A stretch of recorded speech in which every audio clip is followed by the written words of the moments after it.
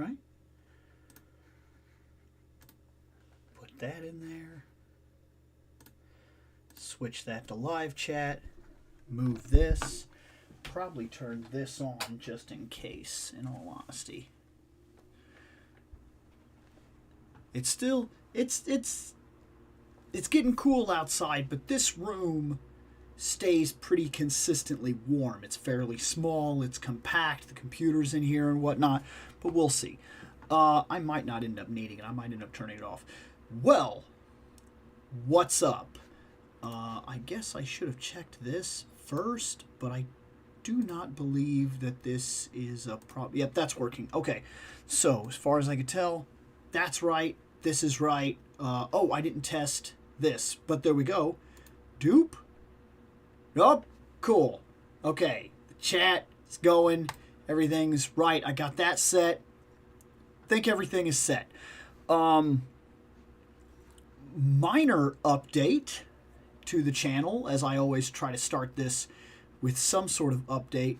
We got a couple of videos posted. We should have videos up until Friday, I believe. I just edited one more today. And I saw that today the channel lost. So this week the channel lost 3 subs. Not sure why.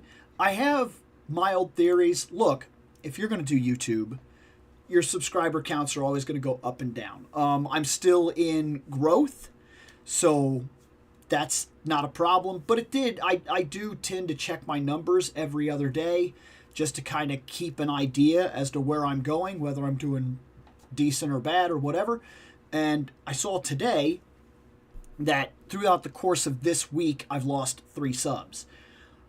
I got to wondering if maybe it has to do with lives. So I know a lot of people on YouTube, they will follow a person that does shorts because they want shorts content. And then the shorts may dry up because, like a channel like mine, I do mild shorts. We do a continuous live every week. And I post a lot of those live videos and then side videos. Like I break these into chapters and then I do side videos that go up. I think what happens, the reason I watch my sub count sometimes fluctuate so much, is because some people show up for lives. Some people are not here for the lives. I've had a couple of people that consistently give me comments on the chapter videos that tell me I don't watch the lives, I wait for these. So I know that's the way some people are. They're not interested in lives. They're here to see like just main form videos, or they watch shorts and that's all they want to see. And so yeah, that's what I think realistically is what's going on with why sub counts fluctuate so often on YouTube. Hey, what's going on, man? I am doing good. But yeah, it was one of those things. And a while back, like a long while back, I actually did a video called No More Shorts. And that was literally me saying that, because I was about to really jump into the whole shorts thing. And then I came in and I said, look, this is not going to be a video this is not going to be a channel that focuses on shorts content, because it's not something I'm interested in, and I believe that it kind of tricks the algorithm. It makes a bunch of people that are like into short videos, they sub, and then they think that that's what you're doing, and then all of a sudden it comes up in their notifications, hey, there's a new video, and it's one of these, and it's like a 3-hour thing, and they're like, no, I don't want that. So yeah, that's where I think that comes from. I really do think that's the reason people's subs fluctuate so much, is because there is a difference between people that want shorts content, people that want posted content, and people that want live content. I think those are 3 very different kind of viewers, and I kind of sit where I do all 3 of those things. But I don't do shorts consistently, and I think that's what was going on. Is I think that I ended up, because I had like 28 subs this month or something like that, and like I said, that 28, it dropped down. I lost 3, and I think that's part of it. I've been kind of getting into the habit of trying to do the shorts where I'm like, hey, this has been added to the show. If you show up on Wednesday, we'll vote on it and whatnot.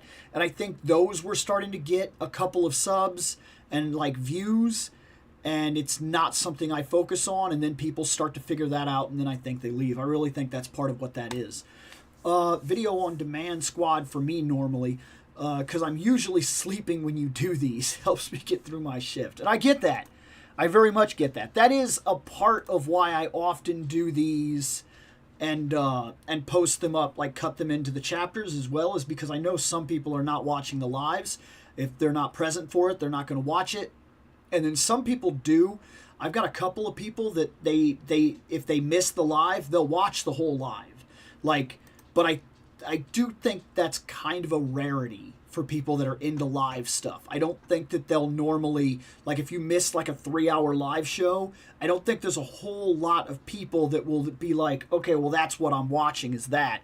I think some people do actually appreciate the idea that I break it down, because then they don't have to like sit through a long thing. They can see the chapters that were like, this isn't going to go into one of the chapters. So this is a talk that we won't ever have on a posted video. And I think some people honestly do appreciate that. Oh, well, thanks, man. That's awesome. You know, that's funny, actually. I've noticed some people, that's what they're looking for, is like an echo chamber. Like, you have to collect what they collect and think what they think. And if you don't do those two things, they don't want anything to do with your content. I actually got a comment today on a video, which is a very old video, by the way. I mean, it's an old video. It's a video talking about the time that I bought Shining Force Neo by mistake. And this video was posted, had to be years ago at this point. And somehow, somebody's seen it, I'm guessing just today, because they posted a comment that said, like, it said like bad take or something like that. It said bad opinion, bad take, bad video, but here's a comment to help your algorithm, I guess. I was like, thanks. I guess I appreciate it for what it's worth. But I thought that was kind of funny, and that happens every now and then. Like one of the really old videos will get like a random comment. There's some videos sometimes so old that I don't even know what they're commenting about. I'll have to like go watch it to even know what it is that they're asking me. I'm not 100% sure. It sounds like Lexi's wanting to go outside. I might have to go let her out. Yeah, let me go let her out, and then I will be right back. And we will figure this out. It looks like we're probably going to do DC and Playmates if those end up, yeah.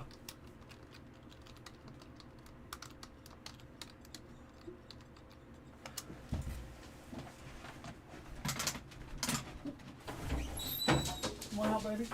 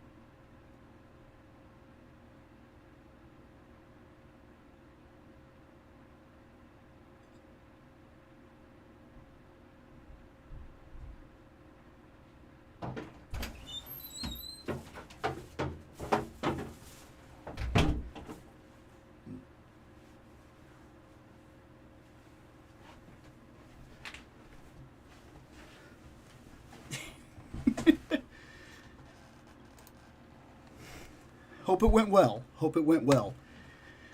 Hey, man, what's going on? Let me situate here. Okay. So, let's see here. Oh, okay. DC won. Not too surprised. DC seems to do very well for some reason during these votes. There is no vote for DC because there's only one figure. That's it. We are waiting for some other figures to arrive. And while we wait for those figures to arrive, this is the only one that I got. Let me make sure that this is set. That's fine. Doop, doop, bam. So, what's the only one that we've got? What's the figure that we currently have? Okay.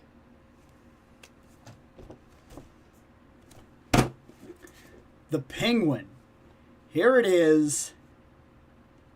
I wanted this. Okay? I did. I got all of these coming except for two. I did not get the duck. Okay, I guess there's a couple. I did not get the duck. That's not on the way. I did not get the Penguin Army.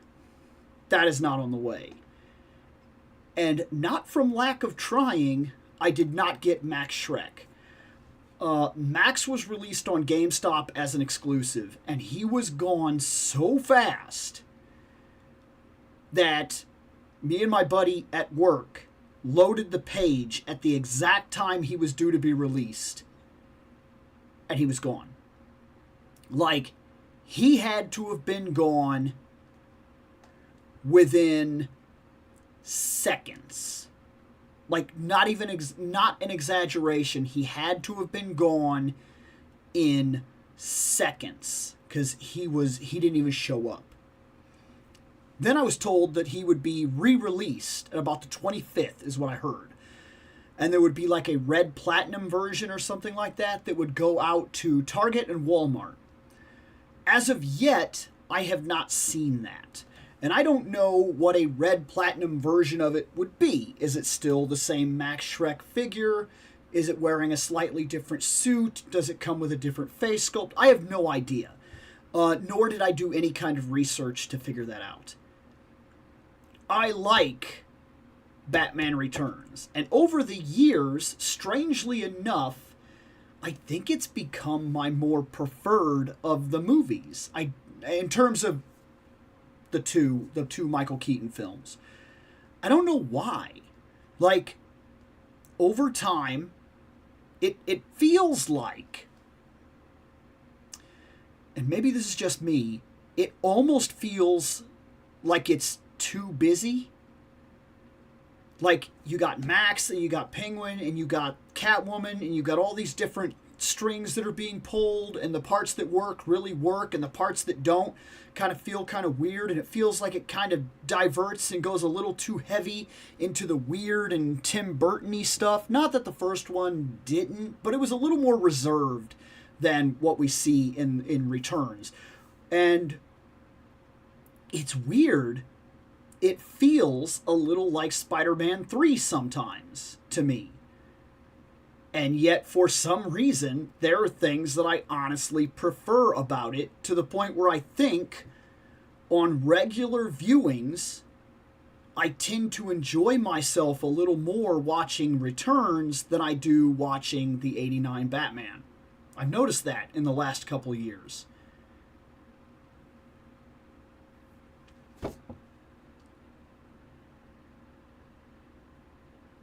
I have questions about this figure. Absolutely. This was the first Batman Returns toy I ever got, by the way, as well. Like, I remember having a little penguin in like a duck thing. I think it was some sort of Happy Meal toy. I remember pushing him around and everything like that. Maybe it wasn't a Happy Meal toy. Maybe it was something else. I just remember that specifically. It was like the penguin and he was in like a duck, and it was almost like a Hot Wheels. I have a weird memory about that.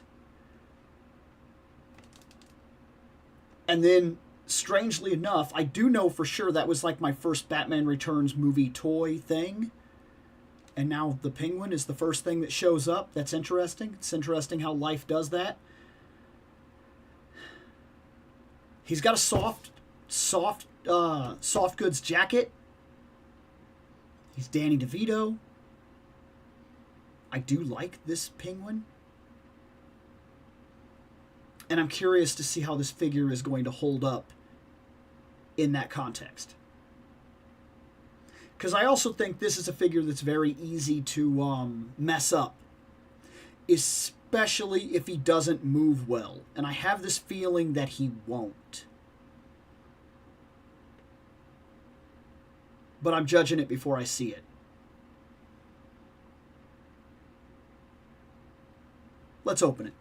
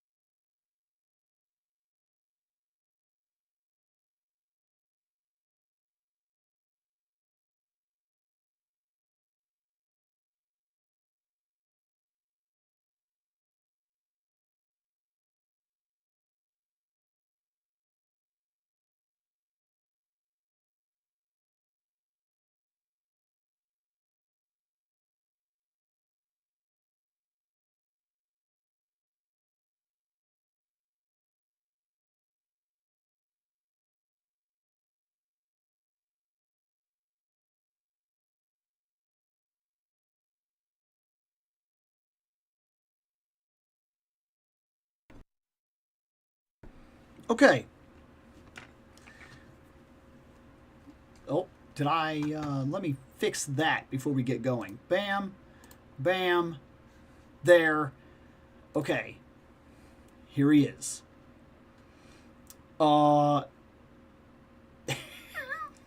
Okay. Look, I will say this. That is a good face. It's creepy. It does look like him. I don't know if I would have preferred a different look. But I guess seeing his teeth and everything is kind of part of it. So, like, I'm going to go ahead and give it to him on the face. I'm not 100% sure what else I would have asked for, in all honesty. I just saw something I don't like.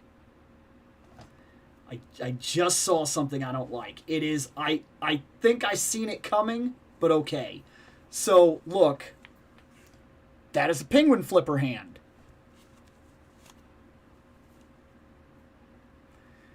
That is a regular 5 chubby digits to hold something hand. That's what that is. It's just a regular hand. That's not a flipper hand. I guess it doesn't bother me that bad, but why go out of your way to craft this hand if you're not going to go and craft this hand? That feels weird. Oh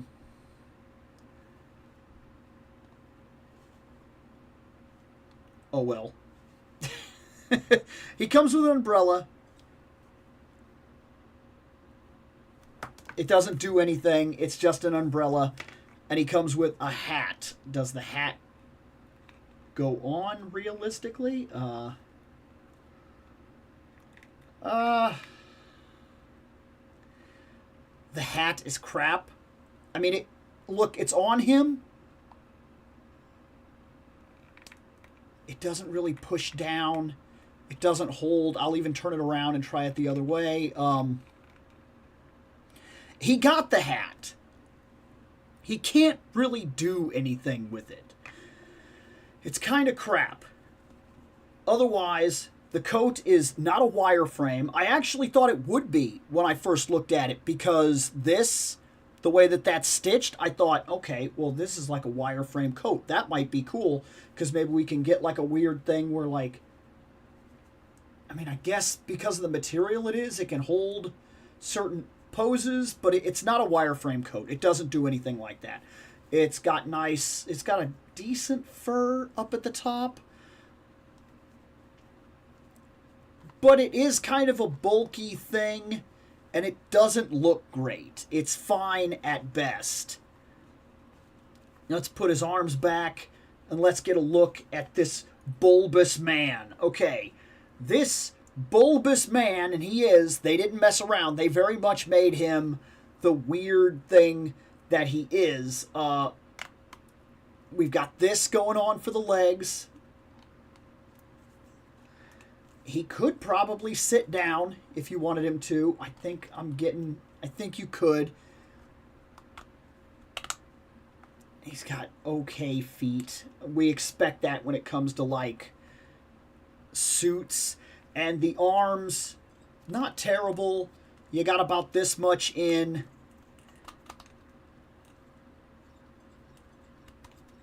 He's not a masterpiece. Okay? He's not a masterpiece. He's fine. I don't know or have enough information of my own, because I do not have one of the other penguins, so I can't say that this is any kind of reuse. Maybe this is reuse from the other penguin. I don't know. Maybe part of the rest of him is slight reuse, like maybe the upper, like the arms. I don't know. Maybe this bulbous shape is somewhat of a reuse. Not that this is reuse, but the bulbous shape in general is, maybe he's already kind of used this body before on the other penguin. I didn't get that penguin. I don't know. He's got a decent amount of movement. He's kind of what I expected.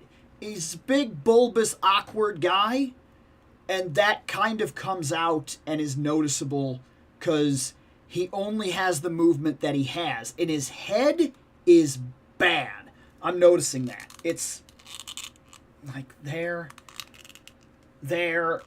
But as you play with his head, I'm noticing that I'm bending his collar because his collar is kind of in the way.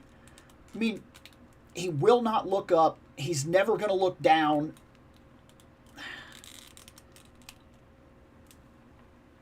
He is what he is. I think he's fine. At best. I'm hoping that the other two are standouts. I hope that's a really good Catwoman. Fantastic Michelle Pfeiffer. And I'm hoping we finally got the Michael Keaton Batman out of this that I want. I want the Michael Keaton Batman. I do like the Returns outfit better. I like the bat suit in Returns better. And I'm hoping that with his cape being a wireframe, it will fix the problems from the last one that we got. Because the last Michael Keaton that was released from this line, his cape is garbage. It's terrible. There's just no way around it. It's a bad cape. But Penguin, not great. Not the best start we've ever seen doing this show, okay? He's fine. He does come with this, but I don't think it's going to be much of a problem. His feet, I've got him standing, not that you can see it, but I've got him standing right now, and it was no issue to do so. I believe he'll be fine. His umbrella, like I said, doesn't really add anything to him, and his hat is kind of trash. Look, if you liked the Returns movie, there's not a whole lot out there at this price range that you can do to buy anything from it. That's not me saying this is a good figure. I got him because I seen the Returns wave, and I was like, I kind of want all of that. But I had a sneaky suspicion that he was going to be the worst one in the wave. And I think, without having seen the rest of them yet, I think I was right. I think he's probably the worst figure in this wave. We will see. Let me set this up real quick before I move on to the next.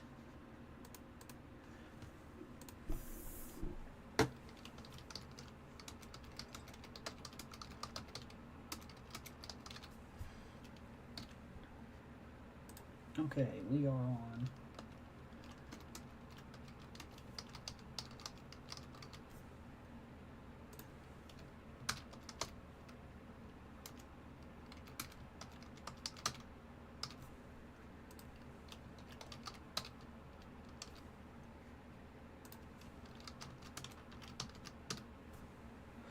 Okay.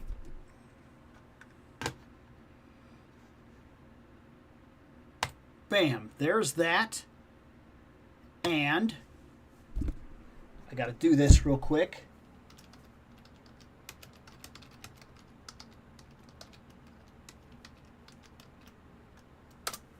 Right back.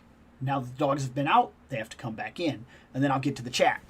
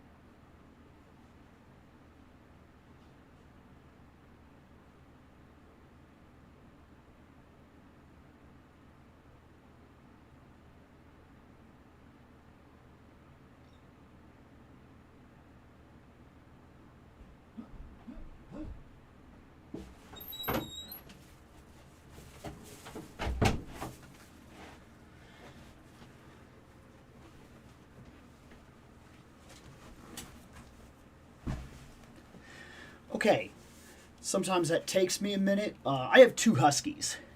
One of them is young and very well. The other one is old. He's about 12 and a half.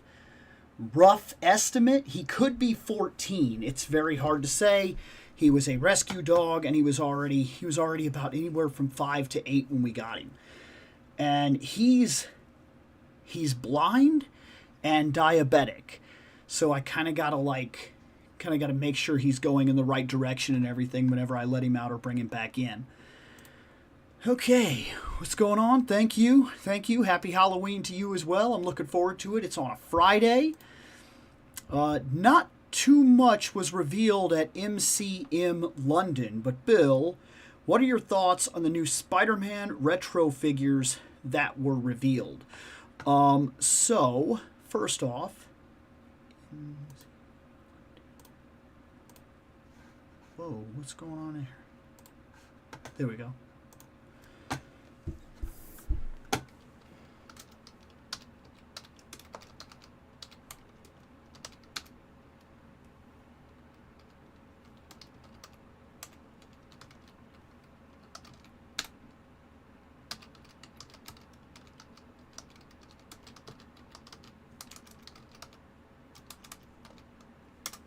Okay, let's look up this reveal just so that I'm 100% on what it is I'm talking. Okay, it is exactly what I thought it was.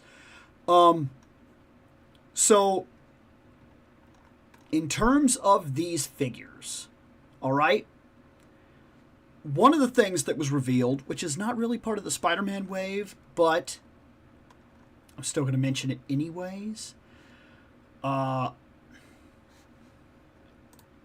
Let's go ahead and do this real quick, okay?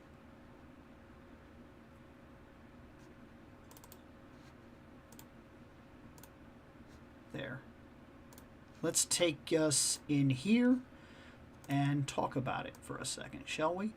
So, first off, we are going over here to Toy Arc. It was just the first one that came up. No preference whatsoever. These are the figures.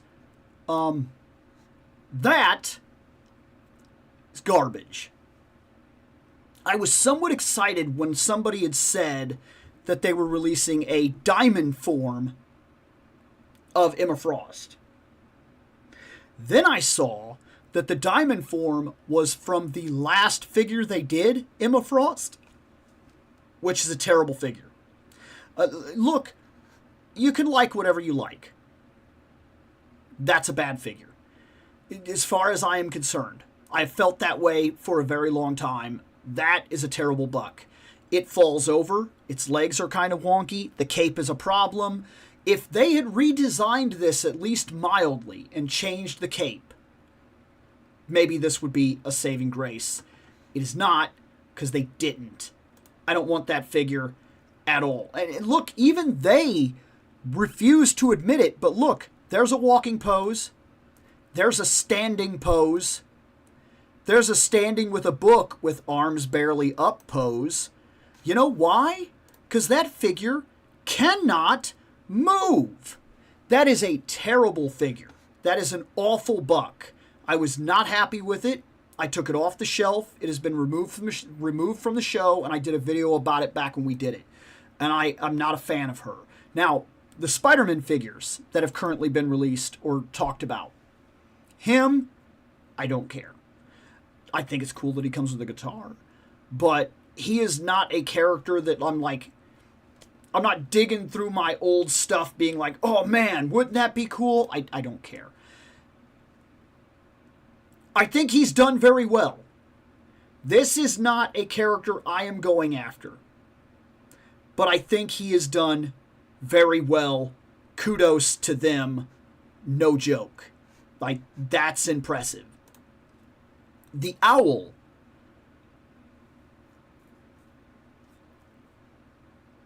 I fought with myself for about 5 minutes or so on this guy.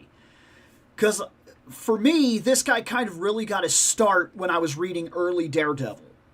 And that kind of made me go, oh, that would be cool. I could get him and he would go alongside my Daredevil stuff. But I don't really care.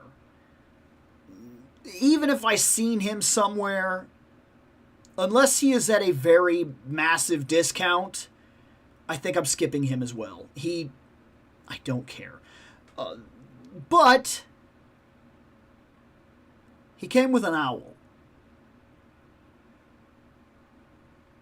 Hasbro. You are the exact same company that is doing G.I. Joe Classified. And you have shown us, with that last Gambit release, you have shown us that you are willing to pull from the other lines that you do to make the figures you make. You couldn't have stolen a minor piece of their development and given us an owl. Like, if an owl would have come out in your G.I. Joe line, it would be fully articulated. Without a doubt, it would be a fully articulated owl. Why is that not? It's not even mildly articulated. It doesn't even have head movement. It is 100% a slug. That's disheartening and disappointing. That is cool. A Nightcrawler Spider-Man is cool. I'm not getting it. But it's cool. It's another one of those things. Look, we're here now. We are at the point where Marvel Legends are costing nearly $40 a pop. And with figures being in that price range, we are now in a whole new world of figuring out what we will and will not buy. And even though that is very cool, it is not something that I specifically like. I don't remember reading this comic and being like, oh man, this is so amazing, or something like that. It's not something that speaks to my childhood. I have no nostalgia attached to it. I think it's very cool, but not cool enough to get me to spend any money right now. If we were back just a little ways and Marvel Legends were still costing $20 a piece, or even $25 a piece, that might have got me. And for those that are going to say something like, oh, it is $25 or $27 a piece, it's not. Marvel Legends are not. You have to buy them online, and you have to consider tax and shipping and handling in the price of what you buy. They are at minimum about $34 a hit right now from almost anywhere. And that's speaking for me in the States, not speaking for other areas, like if you've got to buy one in Canada or something like that. Or if you've got to ship it, in the UK or something of that nature, then you're paying even more, so you have an even bigger decision than me to make. No. Very cool. Very cool. And I'm 100% on board for anybody that buys that. And anybody that does buy that, I'd love to see it. But I will not be buying it. That blast effect is cool. This, I fought with myself for a little bit. The Spider-Man Venom. It is cool. Once again, it's one of those things. And see, look, this is how serious this issue really is. I'm a Spider-Man putz. We've talked about this before. And yet, even I look at this and go, I've already got a black suit Spider-Man that I really like. And even though I know what this is, and even though it is pretty cool, no. I have to consider that there's so many things out there right now, like the Barbarian lines and whatnot that I'm interested in, that now when I have $80 going here, $100 going here, $50 going here, $40, I can no longer just willy-nilly buy figures the way that I was. And this is another one of those guys that he's really cool, but he's coming out at a bad time. Had this been but 4 years ago, I'd have bought him on the spot, probably no questions asked. Like without question. That I want. And I know the pre-orders went up. I seen it. I seen it on Big Bad today. I did not pre-order it.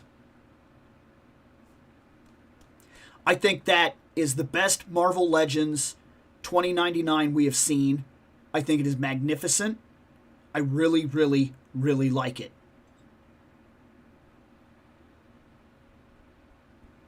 But I have about $600 roughly tied up in figures right now If you consider things like the Sentinel cost me $200, and then of course going on to other things like this is 30, this is 20, this is... I have about $600 roughly already accounted for, all the way like going up to like February or something like that. I can't put anything extra on the list unless something extra comes my way. This is a figure that I kind of regret, that I'm gonna have to say I like this a lot. It is the one thing in this line I absolutely wanted in this wave, and I think I'm passing on it, and I'm gonna cross my fingers that by the time my money starts to sort out a bit, he will still be available. I don't know what the chances of that are. I don't know if this is going to bite me in the ass. It very well could. So yeah, that's where I'm sitting so far. The biggest thing I want is $20.99. The most interesting release of this wave is Cardiac, personally. The two really cool standouts that I did pass, even though they're really cool, is Spider-Venom and the Uncanny Spider-Man Nightcrawler. I think those are very cool. That is all my thoughts on the current wave of figures there. Yeah. So let me fix this. Blank that so it doesn't come up in the background. Click this. Move on down. How's this going so far? We are at 14 and Playmates won. Fantastic. So I took a look. The Red Platinum Max Shrek figure comes with a Batman Returns card with his bio and his burnt O face after Catwoman kisses and electrocutes him. Okay, that's fine. That's fine. And if I can get that Max, I would like that Max. It would be very cool to have a Max Shrek. Hey, man, what's going on? Hey, welcome. Penguin doesn't need a flight stand. For the first time, I did not complain, okay? All I did was show this. Okay? We got the hockey puck. But I would argue, and I know how this sounds, but if you saw my video, you saw what I'm talking about. I think all the McFarlane figures, regardless, should be coming with them now. If nothing else, it retroactively stacks the idea that, like, we get this guy, and he actually doesn't need a stand. He's got flat footing. He will be fine. And along with him not needing a stand, and all the stands that we've already got, because we've already got so many of these hockey pucks, if he would have come with a flight stand, because every character should come with one by now. The flight stand has two models. It has the little hole at the bottom so that you could put this guy on there if you wanted to use it as your main stand. Or you can hook that back piece in and use it as a flight stand. You could have just swapped one of the other stands to him so that then he would have had a hockey puck, and you could have repositioned that flight stand for like one of the Green Lanterns or something that are flying characters that don't come with flight stands. I really don't understand it. No, he does not need one, but I honestly do hold to that argument that I think that all the figures in this line now should come with them as a standard. I honestly believe that. I always preferred Returns. I think it's because it's one of the VHSs that I would watch on repeat. One of the few. Yeah, I get that. I actually, dude, I don't know what it is. I tend to enjoy myself a little more with Returns than the original. You got to admit, I played this stinking city like a harp from hell. Although, as we say on our other show, kids is dumb, because the others were Mario Brothers, Turtles 2, 3, Never-ending Story. I will agree. Look, I'm not telling you that Returns is a better movie. That's not my argument at all, for anybody that may be thinking that. It's just that as I have grown up, for some reason, over the years, I like watching Returns, and I have a better time with it than I do with the first movie. Like, consistently, and I don't know why, it just feels like a better watch every time I watch it. I think the Batman Returns wave is my favorite DC Multiverse wave so far. So I imagine that you probably have it, and that's cool. Like I said, right now, I skipped on the Penguins, and I skipped on the Penguin, the Duck. I skipped on the Duck. I got everything else, but I could not get Max. I'm waiting to get Max, and I still want Max. I can live without the Penguins, and I can live without the Duck. But so far, I was considering that this is probably going to be the weakest of the wave. I do think I'm right. Even without seeing the rest yet, I feel like it's pretty much a guarantee. I've always wondered that if Jack Nicholson's Joker lived, what would he and Danny's Penguin, how would they have interacted? I gotta wonder if they had put him in jail, would we have ever seen him again? Because we put Batman villains both in the grave and in jail in the original continuity of movies, and we never see them repeat. Like, they never come back. Ever. Regardless of how close they got or how good of an idea a collaboration between characters would have been, we never seen it. And maybe it's because a franchise never made it long enough to do such. But then again, the Joker went to jail. I understand Heath passed away. It's not my argument.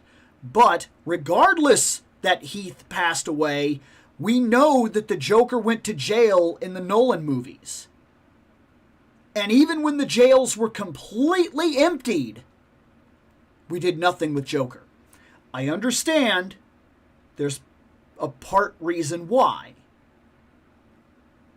And maybe it was considered that it would be a disservice to the actor to recast him. But with all the fan stuff that was going around at that time, where people were already putting their own spin or copying almost beat for beat what Heath did, you telling me you couldn't have found somebody to, if nothing else, play a background role for the Joker in terms of him leaving the city or seeing what was going down, enjoying it, but then going off into the shadows to do his own thing, and then we kind of realize that, oh crap, he's still out there? Like, and then that could have set up the possibility that if he's still out there, the Robin-esque character that is showing up to take over the cowl at that point at the end of the Nolan movies, you have this dread in the back of your mind that he is going to have to deal with the Joker at some point. Like, but they never even hint at it, really. They never did anything with it. So it's very common for these movies to not allow interaction between villains of the past and villains of the present movie. We like never see it. Oh, well, then take care of yourself, because it's serious. It's not something you play around with. I know. I'm diabetic type 2. I literally have... I've done a lot of different things now. Like, in the morning, I eat either eggs, celery, and peanut butter. Real peanut butter, not like Jif. Real peanut butter.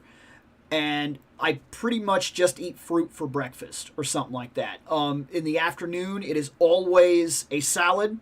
Always. And then at night, that's when I eat like a stir fry or something like that. I'm pretty careful about what I eat ever since I went diabetic myself. So I get it. And I limit myself to 1 soda a night.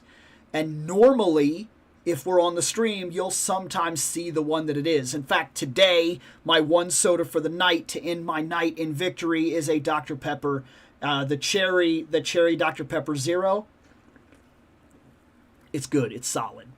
But I only allow myself one, even if it's a diet, because, how do I put this? People that play with diabetes, that they are diabetic, and then they play around with it, I want to keep my feet for as long as possible.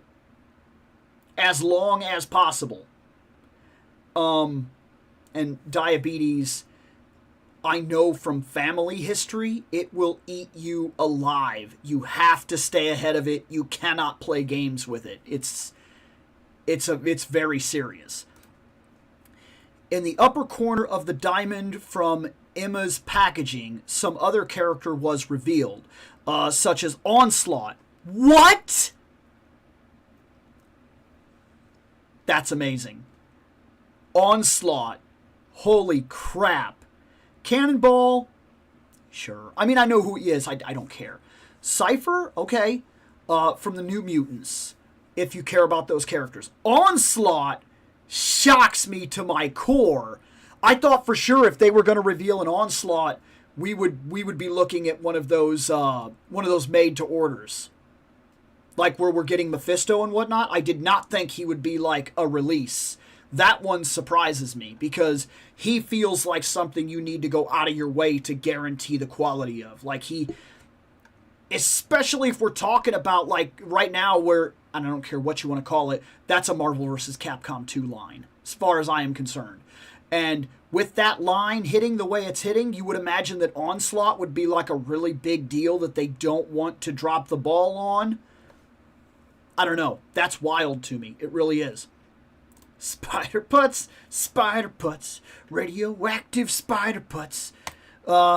Looking forward to Onslaught. I already have his second form in the Marvel vs. Capcom game. So having a standalone normal Onslaught would be great. Dude, you're going to need a bigger shelf. You know, it seems like that, but actually I did a video just recently talking about a lot of the stuff that's coming off the shelf, and it's not ending there. There's some more stuff that's leaving the collection as well. I have a habit of buying, but I also have a habit of removing stock continually from this room. Like, it does pile up, but then I kind of have mass exodus as well, because my rule is very serious. Everything that I collect in this room or in my garage has to have a story. It has to mean something on some personal level to me. And if it doesn't, it's got to go. It's got to go. It's not important. It's got to go. This is a museum to me. And there are certain pieces that sneak their way in because I might feel a certain way at a certain time, and then they find their way out. Or certain situations happen that kind of change the way that I feel about certain things, and then those items also find their way out. So I am constantly in a state of flux with this kind of stuff. That being said, I do sometimes redesign my space. Like, I've been in the process of debating what it would take to take the wall over on this side and do the same shelving that I've already done back here, so that I kind of maximize the space over there, because that would also be very helpful to me in the long run. And I don't know if I'm going to do it yet. If I do, I think it would fit the exact dimensions of the shelving that's right here to go right there. And then I would basically have this entire room cubed off into collection. Like, that it would pretty much be as much as I can possibly do, as much blank space as can possibly exist without going and, like, changing something dramatically at that point. But I don't know if I'm going to do that. Let's see. So that was something I actually mentioned, is with him having the umbrella, I was wondering why they didn't give us any kind of anything. Like, how come this isn't like the flight umbrella? Like a little thing. And you know what? They could have, I'm going to say it. I'm going to do it. I'm going to say it. They could have given us a flight stand, right? And the flying umbrella. And you could have made that effect where the little thing goes under his foot. And then this comes up or whatever and spins. It's like a little helicopter thing. That would have been cool, right? That would have been cool, right? In fact, I would argue that they could have kept this coat. They could have this coat. They could keep it. It's their coat. I don't need the coat, and I don't need a removable hat. You could have put that hat on his head as a permanent piece, and I would have been no problem with it. Just make it part of the head sculpt. Hat on the head, permanent, no coat, no this umbrella. Give me the helicopter umbrella with a flight stand, and that would have been amazing. I'd have been 1,000% into that. That'd have been friggin' great. Hey, everyone, make sure you're checking the clearance aisles at Walmart. Hey, everyone, make sure you're checking the clearance aisle at Walmart. Went recently and saw a bunch of Legends on clearance and got the TMNT Shredder Dracula Walmart exclusive for $15. I did see that. I did see that some of the stuff at Walmart is actually going heavy clearance right now. Get in the duck. Wasn't it abandoned Arkham? Even if it was an abandoned Arkham, Joker had to have been in the city at the time that all the prisoners were released into the city. Where is he? He didn't see that thing going down and feel like he wanted to interfere with it or play against types? Like, or at the very least, would it not have been really cool to see him as the judge instead of Scarecrow? Like, I know that the actor passed away, and I think that's a big part of it, because we do kind of see old villains in that series, because we do see the return of things like the Scarecrow. So maybe, had he still been alive, we definitely would have seen something written into the film to utilize him, but they did nothing. Not even so much as a background piece of information that tells us where he is or what happened to him. At the time, the writers considered having the Joker make a cameo in Dark Knight Rises. He would have been abandoned or left in Arkham while other prisoners would have been freed, which would have been neat, and you still could have done that had you kept him behind in the shadows. You could have shown Arkham being cleared whilst leaving him in there, and him having strangely no problem with it, literally sitting in the chair watching as people left, smiling and maybe laughing to himself, to really play home the ominous part of this doesn't even bug him. He's literally watching the show. Bill with hat. Bill without hat. Let's do this. Herbie, you gotta move, man. I need this. Yes! Oh my gosh.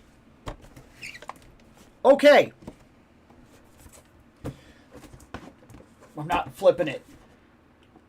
Turtle Van. Party Wagon. This cost me $30.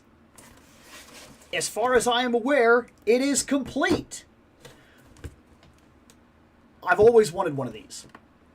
I've always felt like there were three main ideas. Three specific set pieces. Like Castle Grayskull.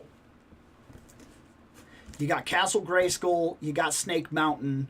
These are like major set pieces that exist within a toy line that you kind of need. You got to complete that toy line. For me, with the Ninja Turtles, I always felt like the Technodrome was one of the biggest set pieces. It was the absolute set piece. But the other set piece that I always felt was really important, the other two specifically, I always felt like the Turtle Blimp was like one of the biggest set pieces. It was like one of the biggest universal set pieces for that toy line. And the Party Wagon. I never had the Party Wagon. Surprisingly, if you want the truth about it, I had a ridiculous amount of Ninja Turtles. Ridiculous. I grew up at that time. Some people grew up in He-Man. I actually did an entire video talking about this. I missed it. Just barely. By the time I was old enough to care about anything, it was Turtle time. And I had so many Ninja Turtles. I got Ninja Turtles for like every Christmas, every birthday, and every holiday, basically, for almost as long as I can remember. I mean, I had stuff. I had the flip action Ninja Turtles. I had all the original Ninja Turtles, of course. I had a Casey Jones. I had Usagi Yojimbo. I had weird stuff like that Red Bull. I had that cat that everybody all of a sudden now wants. I'm trying to remember who he is. He's the cat that's in the prison outfit or whatever. I had him. I I had Slash, I had Toka, I had Razar, I had all the movie turtles, I had the foot soldiers. I like, dude, I remember so many that I had that like didn't even make sense to me. Like even as a kid, I had like Raphael in an astronaut, astronaut get up. I had like the basketball turtles. I don't know why, but I had them. Like I just got them all the time. I think it was just like an easy thing. Like, your grandma would call and be like, well, what's he into right now? Oh, Ninja Turtles. Just buy him Ninja Turtles. That was it. Like Ninja Turtles and Ghostbusters toys, man. I had so much of those two things. And strangely enough, while I got the Ghostbuster car, I never got a firehouse, and I never got a party wagon. I do not remember ever having one of these. Ever. I also do not remember ever having a Technodrome. That's wild to me. In fact, when I remember back to big toys like this, I'm almost wondering if I was young enough that they skipped on things like the Technodrome and whatnot, because really all I needed was the figures and my imagination. And they were probably expensive back then. I'm 100%. But I wonder if it was also part of the concept, because I do remember getting Megazords. And I figure, I would argue, Megazords were probably just as expensive as like this party wagon back in the day. And I got those. I got a couple of Megazords. I don't know. I would have to talk to some people that bought me toys back then that no longer really think about that and probably don't even really have an answer for it, depending. And it's very possible that I never showed interest. I probably just wanted turtles all the time, but not necessarily like a van or something. Because I do remember I had a Batmobile, I had a Batwing, I had the Ghostbusters car. I don't know. Well, I went to a shop, one of those third-party shops where they take a bunch of trades and they sell stuff. And while I was there, I walked across this. As far as I could tell, this is sealed. And normally, this place is pretty good about checking something before they put it on their shelf. Which means that I imagine this is complete. I don't know if it's already put together. Maybe I will have to do that. And maybe I will have to put stickers on and so on and so forth. But I'm pretty sure this will be a complete thing. Now, this is not an original. It is from the reproduction Playmates release. And I'm okay with that. I just want the van. Okay? I don't need the bragging rights of talking about how vintage it is. I just want it. So let's open it.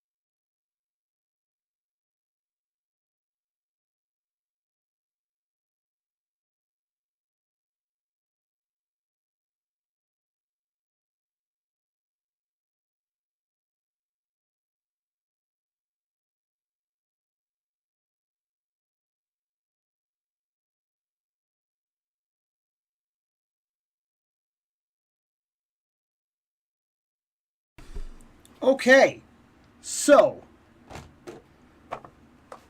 there's the body. Stickers already on it. And I imagine all the stickers. So, was this thing already put together and then completely put back into the box and stored in a way, where they took certain parts off of it so that, it would fit back in the box? Or did they come like this? I don't know. If they come like this, with the stickers already on there, I'm actually fine with that. I'm 100% on board for that, because I'll be honest with you. Sometimes I get this anxiety hit from stickers where I see the stickers and I go, oh no. And I got this moment where I've done plenty of gunpla and things like that. I'm sure I'm fine. But every now and then, I see the possibility that I'm going to have to put the stickers on, and I go, if I screw these up, I've ruined it. Like, I get this weird feeling like that. I really do. Where, like, I'd be looking at each one of these windows, and I'd be trying to get that triangle in there, that little part perfect, and then I'd probably get it in there and have one just slightly off the thing, and then I'm trying to like peel it up, but I don't want to do that because I don't want to rip the sticker, and these stickers are sometimes so thin, so paper thin, that you're just never gonna, and then by that point in time, I'm like, ah! So yeah, inside is very, very simple, and I'm sure most people that have grown up remember these. I'm not blowing your mind with anything or whatever. I remember that this goes up. I had a buddy that had one of these. So, I mean, I remember getting a chance to see all these and kind of play with them over the years, but not having one myself. Oh, okay, I see. So there's a little thing there, like a little tab, and then that goes up and holds this, and this is on like a spring, so that when you pull this open, the whole thing opens. That's cool. Foot stinks. Teenage Mutant Ninja Turtles, of course, which you gotta wonder the funniness of this in general, that like, did they have their own logo? Like, were they literally driving around and they went through the trouble to make their own logo and everything like that? You get what I mean? It's just funny. It's just cartoon crap. I like this. This is so cool. I like that the wheels are shells. That's cool. I love that. I love that. Little details. This is one of those things. We talk about toys. And it's weird how often I know that I played with one of these at a buddy of mine's house. But because it wasn't mine, I don't remember ever paying attention to details. Like really looking at the shell pattern, really thinking about all the stuff that it said, really considering things like the fact that this door like swings open and stuff like that, or like that these are like turtle shells. All this stuff I know I've seen before, but somehow it never hit me like that there was any real detail to any of it.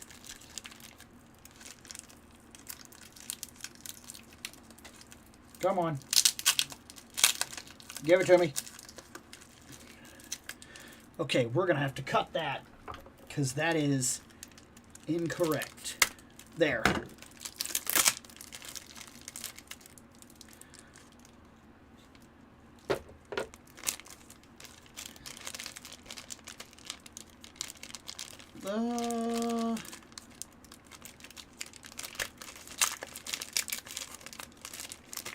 Give me this. I probably realistically do not need instructions. There's no way this is a level of complicated, to be fair. I know that these are like the mirrors and things like that. Guns, the discs. This, I'm a little lost as to what that is. But we'll look at it regardless. We'll do this. Why not? Oh. This is something with this? I see. Okay, I would not have tagged that. I don't think that I would have got that right then.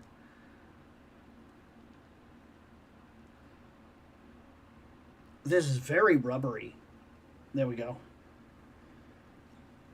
And then this actually goes onto this piece here. Give me this. Give me this whole thing. That goes onto there. At least that's what I'm seeing. Yeah. And then I know that this plugs in here. It feels... The plastic feels a little bit cheap, but not like... I don't know how to explain it. Not like so thin that it doesn't feel right or whatever. Just a little bit on the cheap side for what it's worth. This, of course, goes here and here.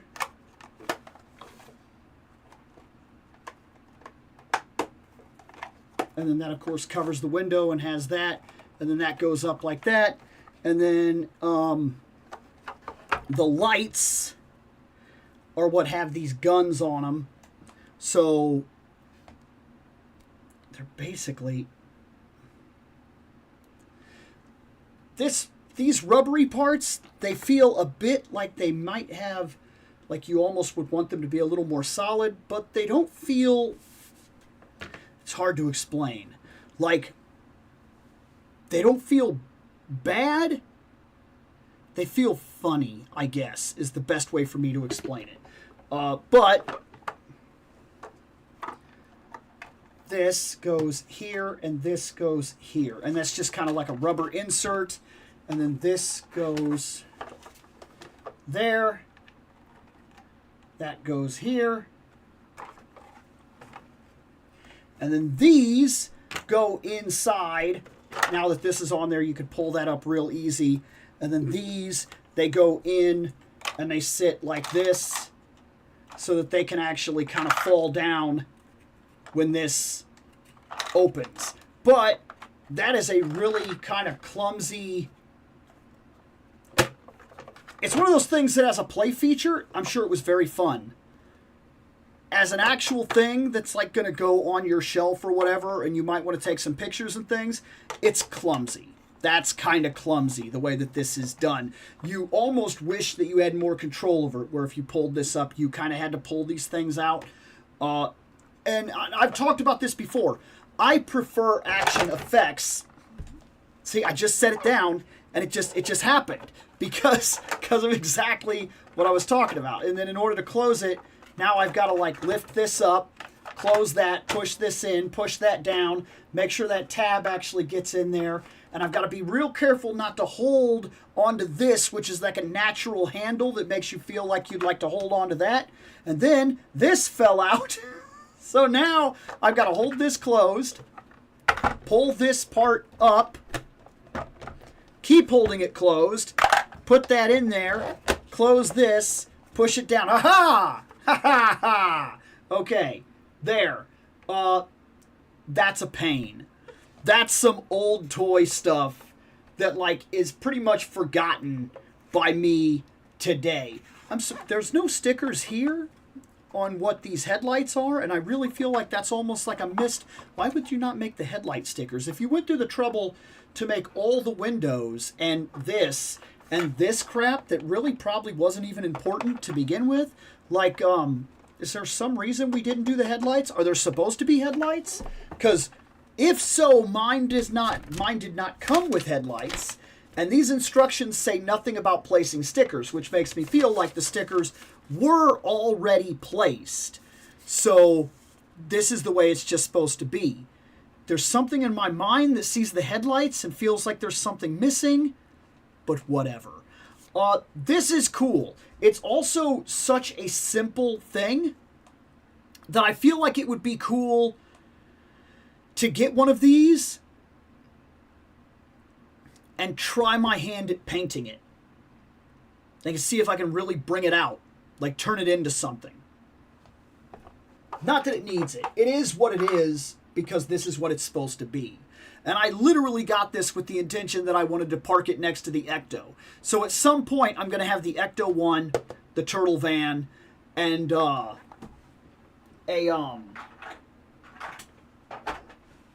Ecto 1, the Turtle Van, and the Scooby Van. I know at some point I'm going to have those things altogether. And the thing about buying vehicles is vehicles are big. They take real space in your collection. Having these, that's one thing. You can put a whole bunch of figures out. You could do it. You'll be fine. Every time you collect a vehicle, it takes real space. And you really got to consider the amount of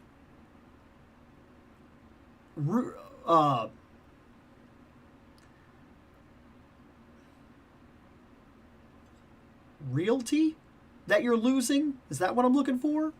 Regardless, you know what I'm trying to say. Space is a continuous thing when you collect, if you collect anything. And vehicles and playsets take real space away. So you really got to know what playsets matter to you and what ones don't, because you're going to lose space with every single one you get. Unless you're one of those guys that literally has an entire toy basement. I love that for you. I don't. I have a 10 by 10 room, and then I have some space in my garage. That's it. I can only do what I can do. So, like, I consider getting my hands on one of the blimps. If I do that, I want to hang it in my garage and then have, like, some turtles hanging from it and whatnot. That's fine. It won't take any real space. It doesn't cause any real problems. But, like, I have a couple of items now that really take up space. And the more playsets and whatnot you get, the more space you lose. It does become an ever-existing problem. But, Turtle Van, added. Literally like a moment from my childhood that I never had, that I just got to have now. Fantastic. Okay, let's see. Let's set this up real quick. So we went up to...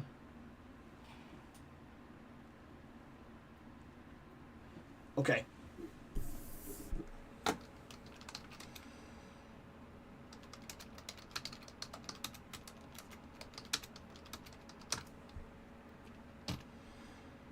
Okay, we're going to start here.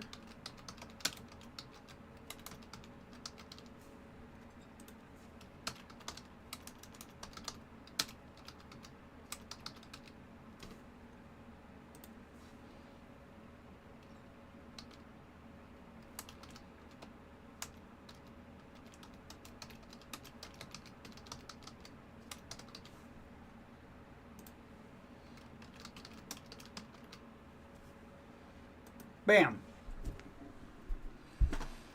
All right, let's see. I need to get the TMNT mutation turtles that transform from baby turtle to teenage turtle. I had the original ones. I missed those. I had a couple of those. I had a Leonardo, a Raphael, and I had the Splinter. I specifically remember having those ones when I was growing up.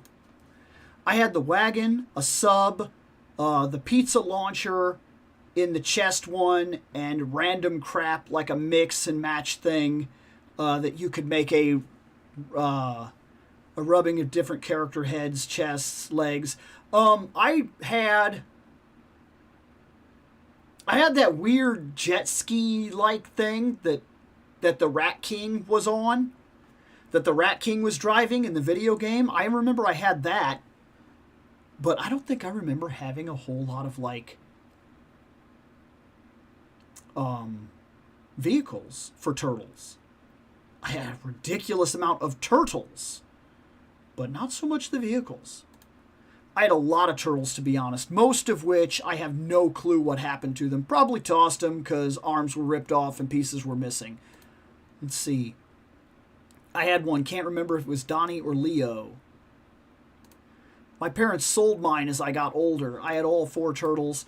Do you remember the TMNT coming out of our shells tour? I remember going to that, and at the time, it was awesome. Donnie actually came up to us, and we all got hugs as a kid. It was the greatest. I did not get. I don't remember going to that tour, but I did have the CDs, and aside from that, I remember, and I'm positive it wasn't. You know how this works. It's not them, But I remember I got to meet Michelangelo at one of the at a state fair type of thing. Not a fair. It was like a state parade. And then I remember I got the same kind of thing. You know, he shook my hand and things like that, and gave me a high five. And when you're a kid, that's like such a big thing. Like, it really can't be underestimated how big of a deal it really is to you at that point in time. I know not to compare. I know not comparable, but reminds me of the Spawn Mobile back from the 90s. I have no idea why this just brought that up, the Spawn Mobile. As soon as you said that, for some reason my mind goes to remembering that my same buddy that had the turtle wagon, the party wagon, we were driving the turtles around and everything, he also had that Beetlejuice car. I don't know why, but you saying that reminds me of that. Just need the blimp.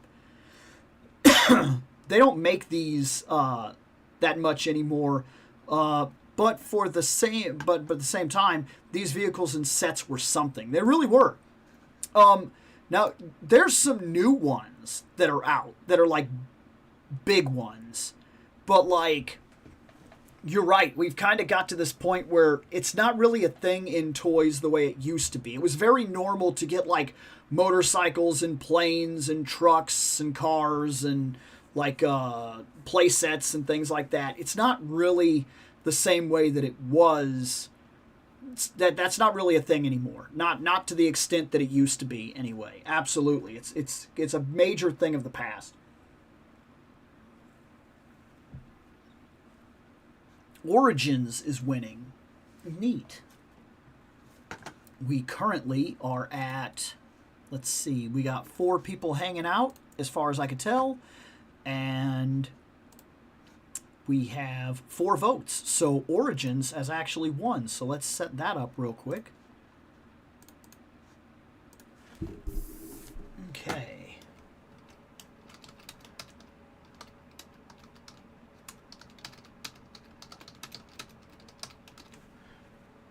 I have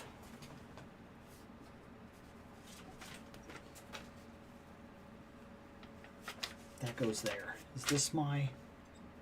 Yes. These are my notes. So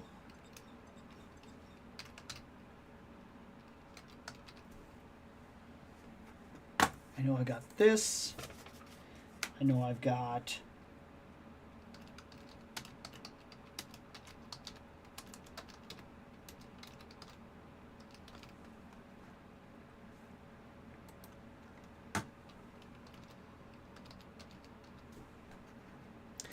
Is that all? No.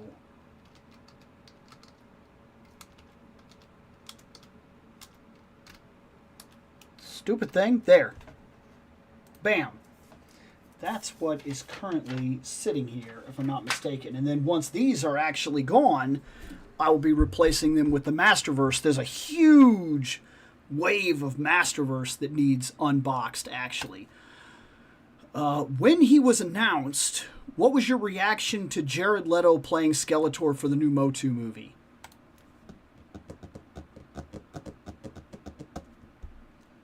If I'm being perfectly honest, for a moment, I saw red. I was like, come on. Why do we keep giving that to him? Like, why do we keep giving stuff to him? Like, I don't know if it's just him, because I know I've seen him in stuff that I like, but it seems like recently every other movie he does is something I don't care for. And like, I'm kind of tired of him. So to hear that he was going to be Skeletor, it bugged me. Now, to be fair, are we also getting flashback scenes for him to be Keldor? Because he looks physically like he could kind of pull off a Keldor look. But also, we make him Skeletor. Are we playing off a skinnier Skeletor concept? Are we going to keep the costume in a way that you can't really tell how big or small this dude is? Because he's not He-Man size, but Skeletor actually is like a really big dude. Like, he's a big dude. Are we saying that this Skeletor is a smaller guy? I'm not saying that's a bad thing. That, in a way, that makes sense. Skeletor, I've kind of liked to be a little skinnier. But he has to be in shape still. So I don't know. I fight with myself about that. I really do. If Skeletor is 50% or more CGI, it doesn't matter who plays him. Like, if they're not doing actual makeup and whatnot, and they're doing like a skeleton face and things of that nature, they could have put anybody in there. So you imagine they had to have cast him for something that we don't see. The way his voice is, the way his demeanor is, a role in his past that really seems to fit the concept. There has to be something they saw that we don't see. Because that's the truth of it. Casting directors and whatnot get a visual perspective that we don't get to see. And we won't see until this movie comes out. He could be fantastic. This could be one of the roles that makes you go, oh, see, I do remember him being good. But I was not happy when they announced him. It really did worry me, because most of the stuff that I have seen him in, especially recently, personally has been bad. To the point that it actually did worry me. Okay, Reptilax. Is that this? That's this. All right. Motu. Reptilax. Motu Origins. Fantastic. Snakeman figure. Artwork. Look, guys. This is a big part of it. I've said it to the point of tedium, but Masters of the Universe, half of Masters of the Universe is artwork. 1,000%. That I personally feel like Masters of the Universe, and because it is so heavily inspired by Conan the Barbarian and things of that nature, this artwork is 50% of it. And most of these characters, regardless of their origins and things like that people get stuck on, these are avatars of the imagination. And this is a lizard man. I know they call it a snake man. It's a lizard man. I mean, look at him. He is a lizard man. Even to the points of having the fins on him and things like that. And you know what that's really cool about? Because lizard men are also kind of a big part of Conan the Barbarian, strangely enough. Because there's an entire series, Conan the Adventurer, that literally deals with lizard men. It works. And, let's be honest, seeing a giant lizard-like walking man that attacks a barbarian, that's pretty much that's a barbarian thing. Like coming into an area and coming across a beast man, a lizard man, a snake man, a thing of that nature. Reptilax just fits. He just works perfectly for this aesthetic.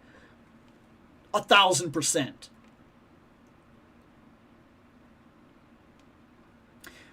He was one I knew almost instantly I wanted. Like when they announced him and they showed him off, I was like, give me that. Well, here he is. Let's check him out.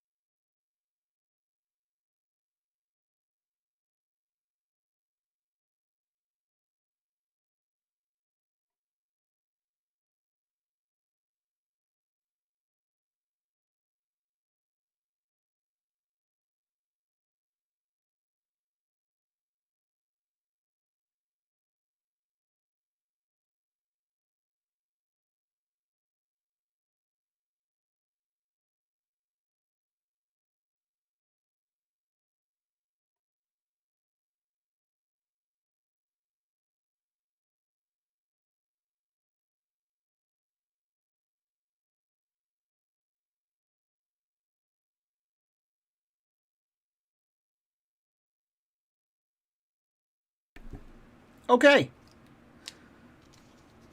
Well,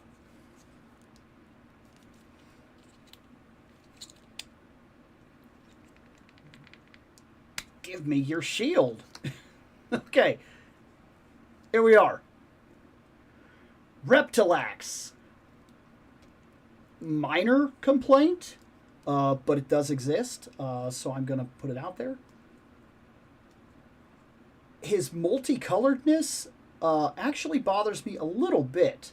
Like, that is a different green than this, and then his feet are red. If I'm being perfectly honest, it would have been cool for him to kind of stick to this green all the way down, but it's not that big of a deal. This is very much what it claims to be.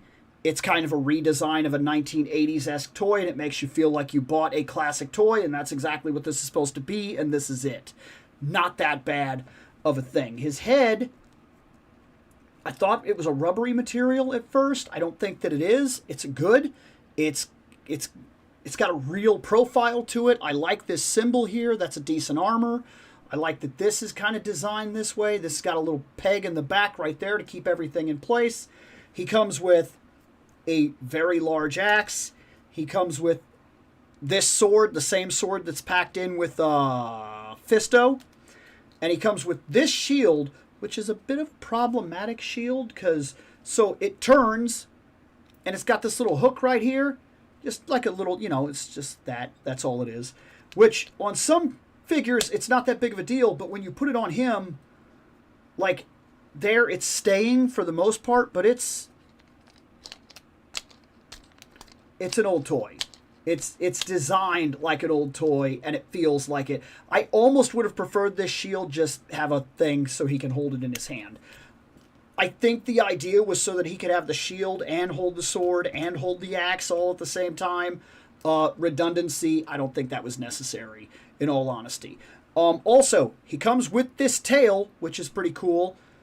It has a red on the bottom, kind of like that, and then it has that yellowish color. Look, if you don't know, if you're just starting to view any of my stuff, I'm red-green deficient. I have problems when it comes to figuring out what some colors are sometimes on figures. But there we go. It just plugs in the back. It moves for what it's worth. There's no wireframe or anything in here. This is pretty solid. And in a way, it's kind of good because it'll also act like a bit of a kickstand for when he's standing up. He'll be able to handle terrain pretty well due to this tail. Or if you got it, you can easily have the tail up and whatnot for when he's fighting and things like that. And then you can either choose to... His hand fell off. There we go. You can choose to have his axe or whatever you want. There, I think I got that hand. This seems to be playing funny with him a little bit, almost as if his hand doesn't want to cooperate or whatnot. But there. That's personally how I would put him. I'd put him with the axe. I'd put him with his tail. I don't know if I even care about that shield. And this is all subject to change depending on the pictures that I'm trying to take. Like what barbarian is trying to fight him, what I'm trying to convey, what I'm trying to create. This works. It also very much reminds me of like Soul Calibur Lizard Man, which is not something I'm going to cry about at all. This is cool. I like this quite a bit. Very simple, these figures. I've noticed that I've had less and less to say when we unbox an Origin. But that's because in reality, there's not too much to say beyond what it is. I don't have a childhood attachment to this. So my first thoughts about what this comes out to be, like I said, Lizardmen, Conan the Barbarian, Soul Calibur, that's where my mind goes. And they're pretty cool figures for what it's worth. There we go. Reptilax added to the shelf. Pretty solid figure.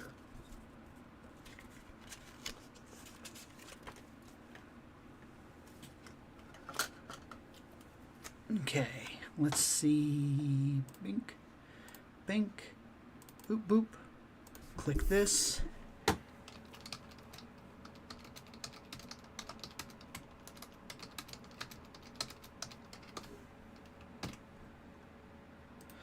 Okay, from there we go.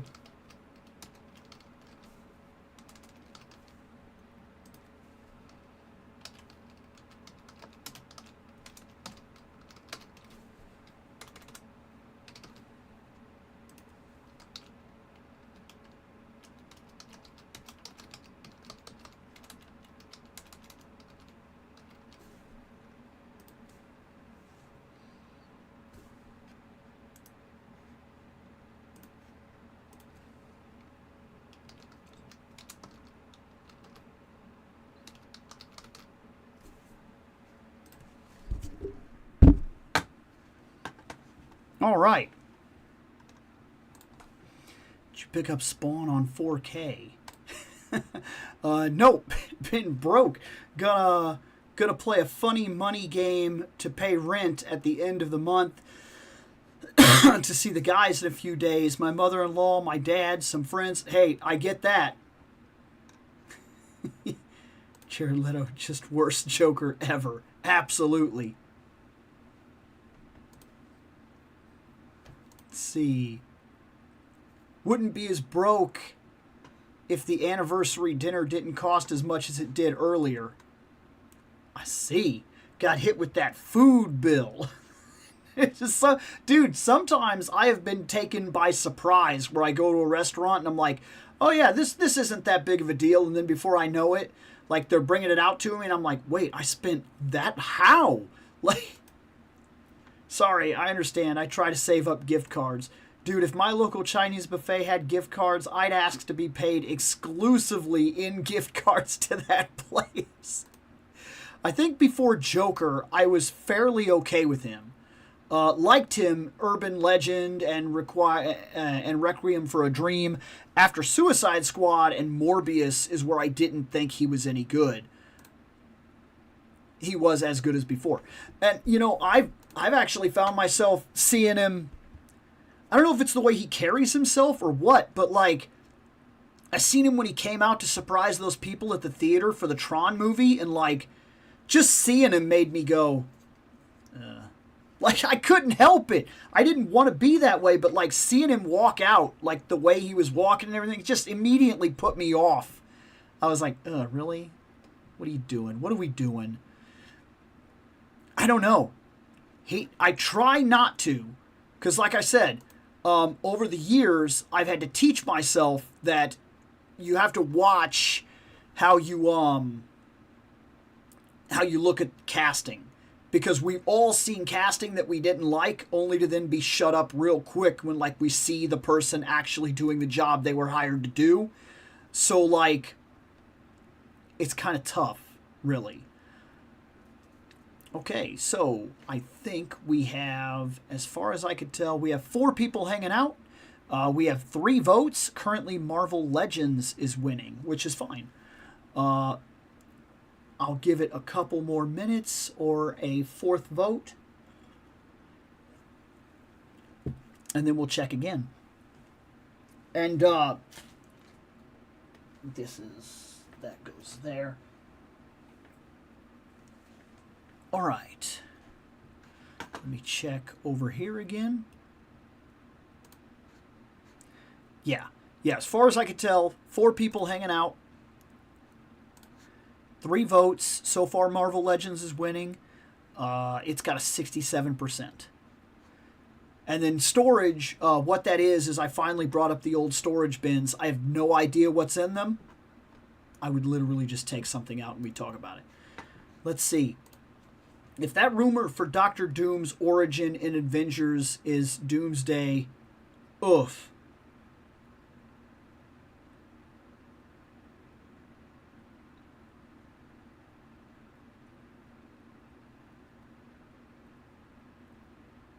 I don't know. With the whole Marvel thing, it's interesting to me that they built something so successful with the Marvel movies that they've actually wrapped themselves right back around to having the same problems as comic books. Now there's too much, it's too big, and it's hard to tell what's worth it and what's not worth it. And if you skip something, you don't know if you've skipped something that will bite you later because now you don't have the right experience. And especially if you've been watching them since the beginning, now you want to watch everything, but you kind of don't because there's really some characters that either you just don't care or whatever. And then, like, especially if you're trying to get in now, like if you want to see some Marvel movies, but you've only seen like 4 or 5 of them, do you jump in at Doomsday? Like, you get what I'm saying? Like, it gets really complicated. We're now at a point where the Marvel movies have wrapped all the way around to now be the comic book problem all over again. And, as same idea, just like how comic book people will get super mad because, like, one thing has been changed or altered or storyline played out not the exact way they wanted it to, and now we've got to hear about it for the next 20 years. We're already seeing that with the MCU as well. Like little things where they'll pick one scene and they'll complain about it for like a decade. And you're like, it was like 10, it's not even 1 minute of an entire series. And is the only thing you ever talk about. And you judge an entire series based on that one scene. So you took 13 hours of content and broke it down to a 3-minute scene and decided the fate of the entire series. Like we see that all the time.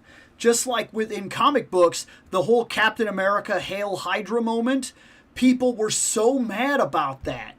And they refused to like read the story and let the story play so they could see what that was about. Why'd he say that? Where are we going? How's this going to play out?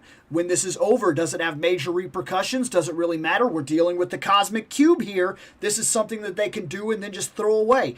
If you made these kinds of determinations with something like X-Men, one of the most, if not the most complicated comic book series in all of Marvel, you're done.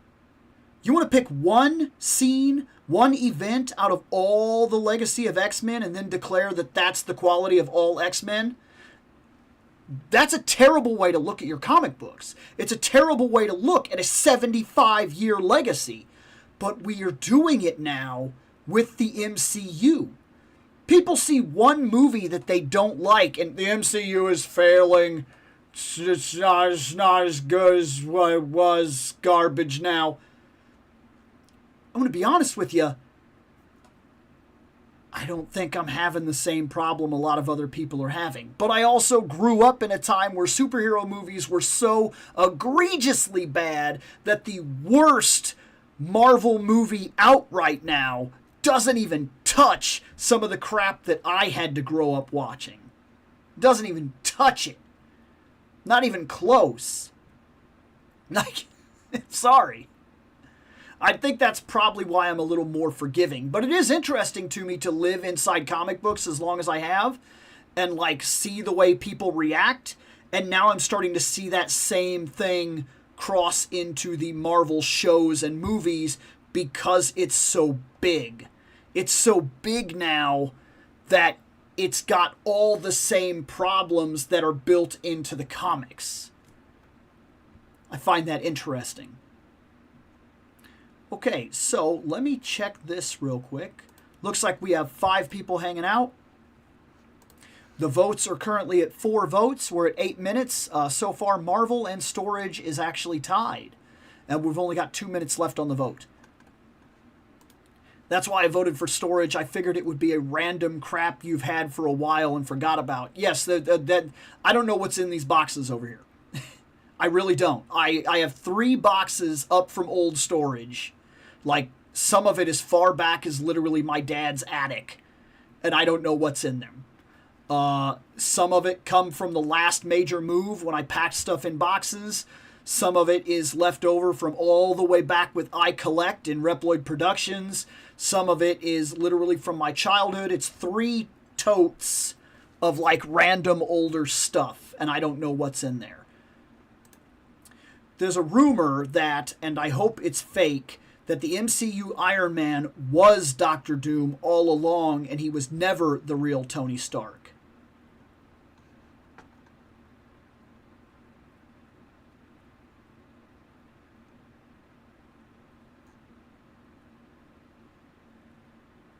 No, that... Yeah, I'm with you. If that's the...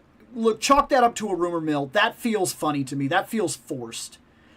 I think that you're dealing with an alternate universe and it's going to throw some people off that he looks like Tony. But will we ever even see his face? I mean, really, Robert could play him and his face is going to be all scarred up if they play it out and they never give us a full-on backstory. Like, would we ever see his face anyway? Would it even matter who it is behind the mask at all? Attitude-wise, I guess. Because, I mean, it's hard to replace somebody like Robert Englund, even though we never actually see his face. But we do. We do see him as Freddy, both inside and outside of... I don't know.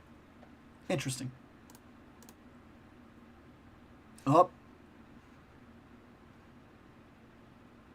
Let me check. We're at 5.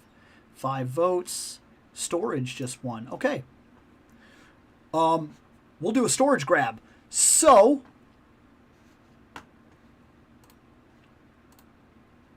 let me place this real quick.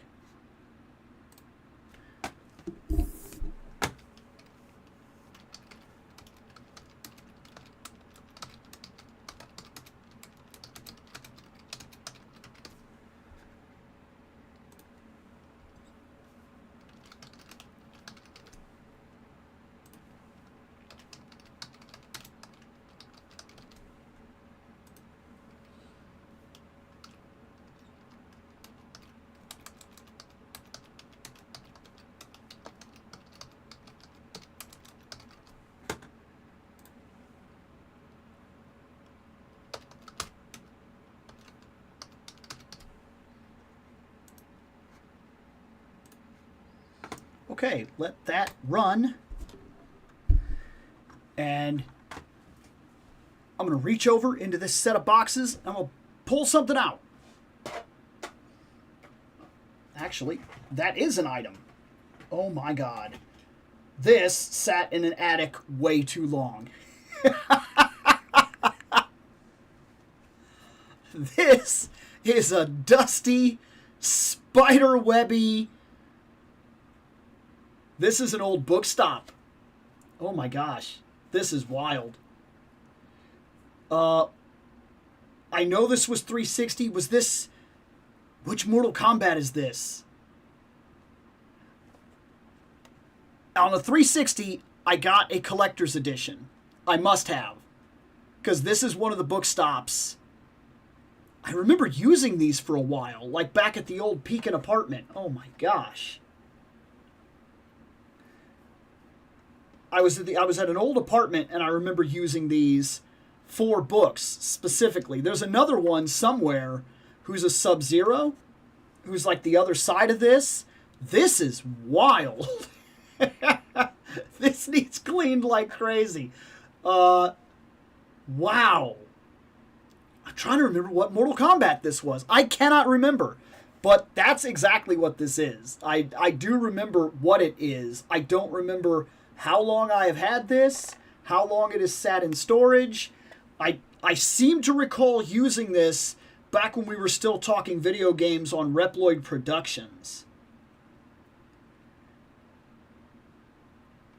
Did I get this? I may have got this.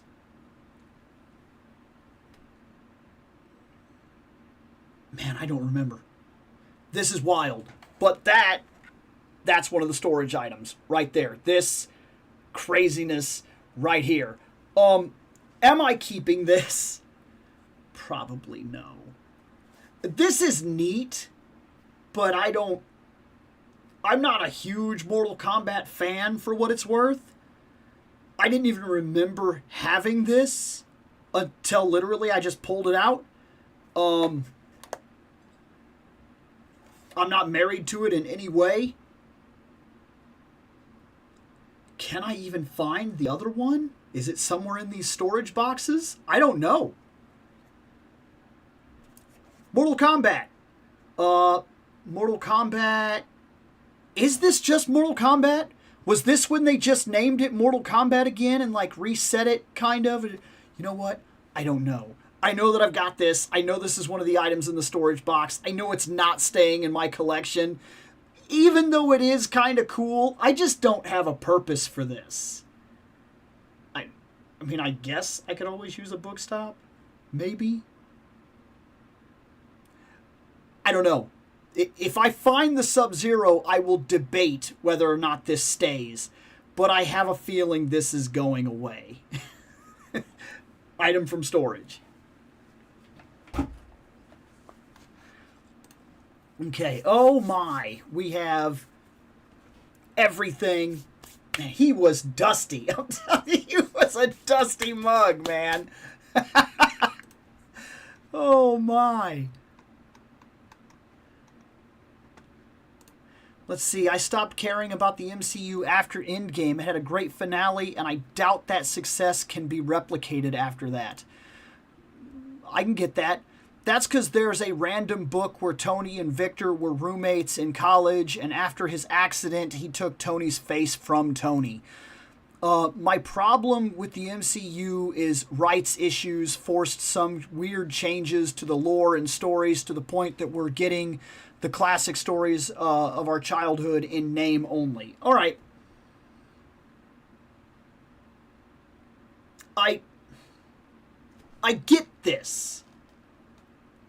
Kind of. But big old huge cheeks.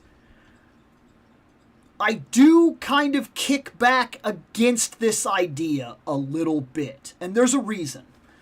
So, like, I love the Sam Raimi Spider-Man movies. They're wrong. Basically, every single part of them is wrong. You like that Dr. Octopus? That's not right to the lore. You like that Green Goblin? That's not right to the lore. You like that Peter Parker? He's not right to the lore. Like, pretty much all of it is wrong. It takes the parts that it needs and then it creates a new concept in the media. And it sends it out there and we like it or love it. Do you like the 89 Michael Keaton Batman? It's all wrong. It's all garbage. None of it's correct for the lore. None of it works right. None of it is comic book accurate. From the costume to how big he is, to his fighting prowess, to the way the Joker is, to the storyline, to the way Gotham looks, nothing is right. Nothing. But we love it. Arguably, most of us love it. Do we like the Christopher Nolan trilogy? I would argue most people tend to like the Christopher Nolan trilogy. It's all wrong. All of it's wrong. Continuity-wise, comic book-wise, accurate-wise, look-wise, it's all garbage. Like, when we do this, when we lock in lore and ideas to the principle that this is the way they were told first, and it's the way that I like it, we can't deviate from it. We lock ourselves into a point where we're telling the same stories over and over and over again, and then it becomes pointless to do so. And we lose the possibility of better ideas. Batman the Animated Series gave us a brand new take, completely wrong, for Mr. Freeze. That's the way we see him now. It's the way we see him now. It's the way we want him to be. It's wrong. It does not fit the lore. It does not fit the original canon. It's not the right guy. It's garbage. Like, if we follow that train of ideal back, because I'm here with you. I do the same thing sometimes. I look at it and I go, it's not right, the comic lore, it's not supposed to happen like that, blah, blah, blah, this and that. But then I look back and I think about all the stuff in my childhood that's also all wrong. Most of Spider-Man, the 90s series, it's wrong. Almost the entirety of Batman, the animated series, is wrong. Like, but I love them. Most of the Teenage Mutant Ninja Turtles stuff is wrong. The first movie is very fantastic. After that, we haven't been following the lore or the concepts. We've just been playing hopscotch since movie 2. But I would argue there have been very solid Ninja Turtle movies. All wrong, all incorrect by that standard. Conan the Barbarian. I like that movie. That's not Conan. I'll be the first to tell you that is not Conan the Barbarian. But I like that movie. And I see what it did for Conan. And I like some of the aspects of it. It's not Conan the Barbarian. I don't know who that guy is in that movie. It's not Conan. But in order to make it work, they changed certain aspects and told me a new story, and I kind of let things go. And I've always kind of looked at series and television and movies as being a bit of alternate take every single time I see something, because they're all wrong. If you want to get super nitpicky and you want to hold to the lore and hold to things like that, then none of them are ever right. They're all messed up all the time, every single one of them. We've never had a truly comic accurate movie or series that I can think of for anything. It's just never happened. And we do this with books and whatnot too, where we constantly change the idea. The book comes out and then we make a movie and then we alter parts in the book. American Psycho is one of my favorite movies. Read that book, it's wrong. American Psycho, it's not right. But also, I would argue another movie, a very old movie. I'm going very far back on this one. The Strange Case of Dr. Jekyll and Mr. Hyde, and yes, I said Jekyll. If you ever read that book, every single movie that has ever been done is wrong. Every single one of them. Bar none. Every single one of them. And yet some of them are counted as classics. Frankenstein, the movie. I love that movie. The original first two, Frankenstein and Bride of Frankenstein. I guess to say original isn't fair because there's a really old one. But you know the one I'm talking about. I love those movies. They're wrong. If you read the books, they're wrong. They're completely wrong. They take way too many liberties. The monster doesn't look right. The setting isn't correct. The situations don't play out the same. The story has been taken for granted. It's all wrong. Dracula, same concept. But yet I love the Bela Lugosi movie. So I don't know if it's just over time I've come to realize that everything is wrong. So like maybe it doesn't hit me the same way. And I kind of try to accept everything for its own idea. Even though sometimes I very much have nerd moments where I go, oh, what are they doing? That's not the way that's supposed to be. I do it too. But that's just kind of my wild take on the way that I feel about some of this stuff now. I've kind of backed off this concept pretty hardcore for my own viewing determination over the years. I don't think it hits me the same way that it used to. Like, because everything that I've watched and everything that I've seen is not my childhood classic stories. Like you said, my problem with the MCU is rights issues forced some weird changes in the lore and stories to the point where we're getting classic stories of our childhood in name only. Yes, but that was true for the Spider-Man series. That was true for the Batman series. That's true for most every movie that we've ever watched in terms of books and training. So, like, I don't know. It would be nice to see something 100% accurate. But if I'm being perfectly honest, most of the stuff I love that I grew up with, that I have an attachment to, it's all wrong. Wrong in a way that I didn't realize until years later when I grew up and I read things like the Mirage books and went, well, then what the crap was the Ninja Turtles show and stuff like so you know it's just, I don't know. I've had my issues here and there where I've thought this exact way. But this is kind of where my mind is now for how all of that plays out. And even in the books themselves, like people think things like, oh man, yeah, the She-Hulk is this kind of character and blah, blah, blah, and yada, yada. So I just read the first 35 issues of She-Hulk. And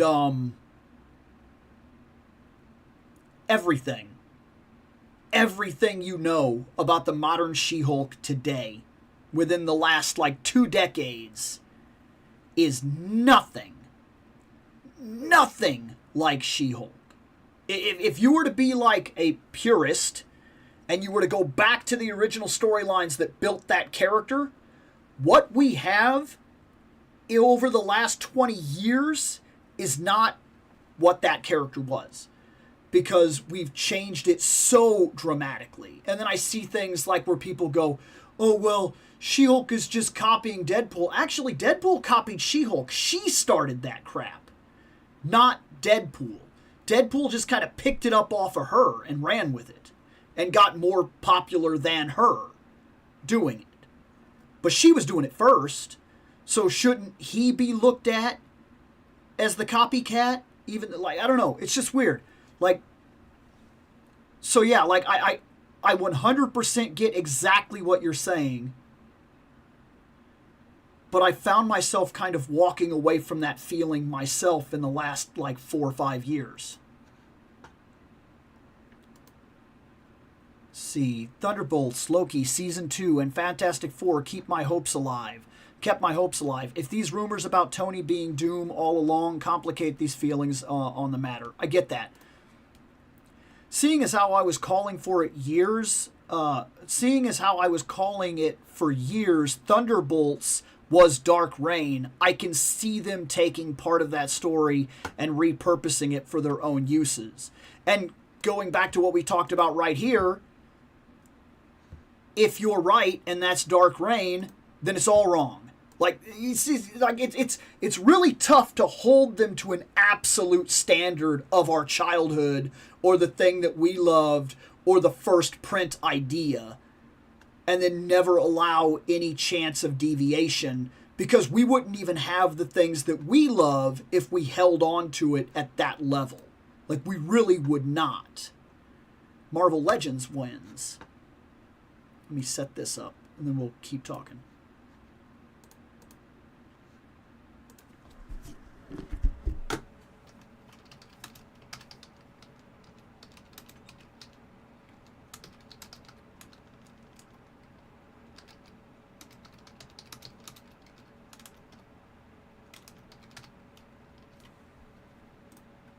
Let's do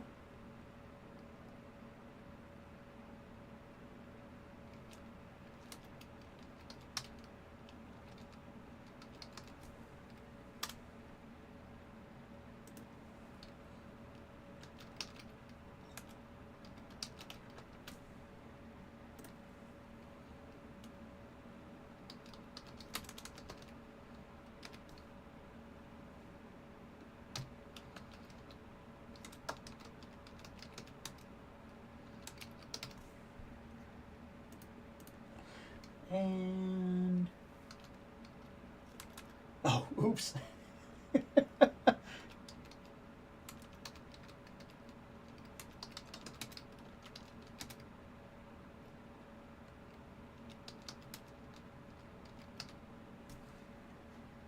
There.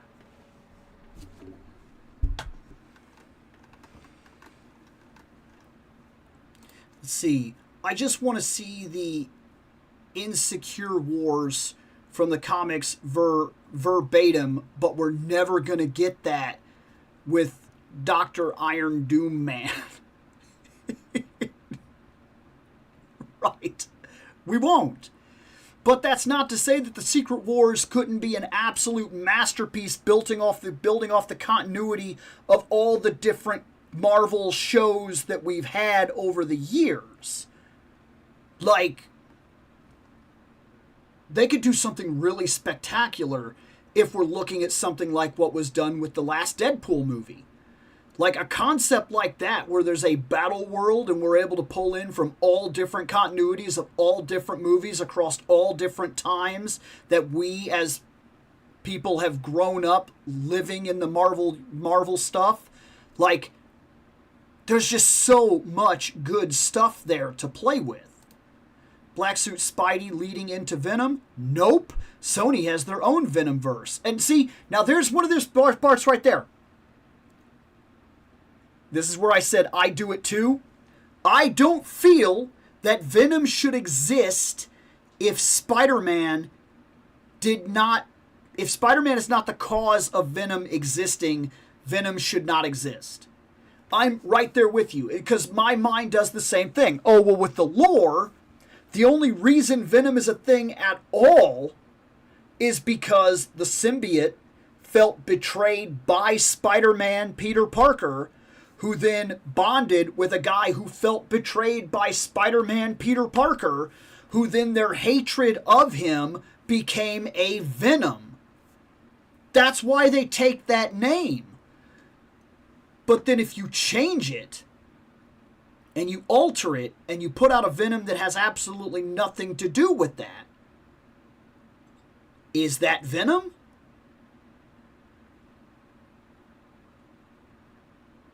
I mean, it's still a symbiote, but why does it look like that? The reason it took that form in the first place was because it had already bonded with Spider-Man. So that's what I'm saying, is that I'm right there with you, but my thought process has changed in some cases to that. Fool, the real Doom is always the best Doom. You do not hire Robert Downey Jr. and keep his face hidden for 90% of the movie. The mask is probably going to stay up for battle scenes, and I'm in more calm and dialogue heavy scenes will see his face. And I can see that as well. Even though I would argue that you've got to give props to somebody like Carl Urban, who took a role knowing that his face was never going to be shown and made it what it was supposed to be. And you got to give that credit to people that take roles like the original Freddy Krueger. In the first movie, we don't see him. We see Freddy, and that is it. We don't see the actual actor's face. He goes completely unrecognized. And if you're going to play the creature from the Black Lagoon or the Predator or something of that nature, and I get these are like creatures, but it's the same argument. You don't hire somebody and then not show their face, especially if they have high marquee value. But at the same time, if you hire them to play a role where you are not supposed to see their face, then we should not see their face. But yeah, I remember that one. It was 2011 Mortal Kombat. I think Shane gave it to you. Or Nick did from when he worked at GameStop. You should have Sub-Zero somewhere. Game shelf in the basement would be my guess. Tim Burton's Batman is just Batman, a Batman story. We're about to get Secret Wars movie that's going to be totally unrecognizable. Okay, but if you go that route, you're still playing with a mythology that's already been built. And if you say that it's Batman with the Joker, then you're just saying it's the first time Batman met the Joker, and it's wrong. I get that it's a Batman story or a Spider-Man story, but I'm just saying it's wrong. Like, if you hold to that level, then yes, we are about to get a Secret Wars that's going to be wrong, but we don't get movies that are right and built 100% to the written material anyway. And as far as I'm aware, as the time that I've really gotten into a lot of this stuff over the years, we never have. Like, as I've gone back to read books and comics and things and see like where these things came from, they're all wrong. I grew up 100% thinking that characters were certain things that they never were. And then later on, they would be kind of changed inside of the comic books to fit what people currently see them as. This is the problem I've had with Thanos from the MCU.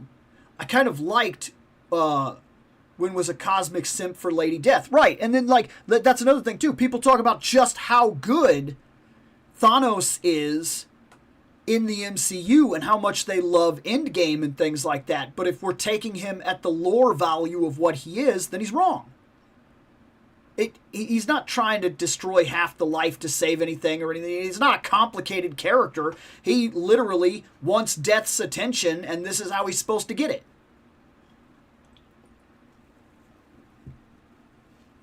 But I guess they didn't want a simp villain, even though that's actually what he is. Dude, don't get me started on TMNT lore. April O'Neil is not a character anymore. She's a prop with no discernible features or motivations across representations. Yeah, but some of those Aprils have very much stood out. And the April that we grew up with, the April that we know, the April that we love, she's wrong. If you go back to the original first comic books where April O'Neil shows up, and then you go back to the Turtle series that I grew up with that everybody keeps talking about, oh, this April is wrong, she's supposed to wear yellow and look like this. No, she's not. That's not her either.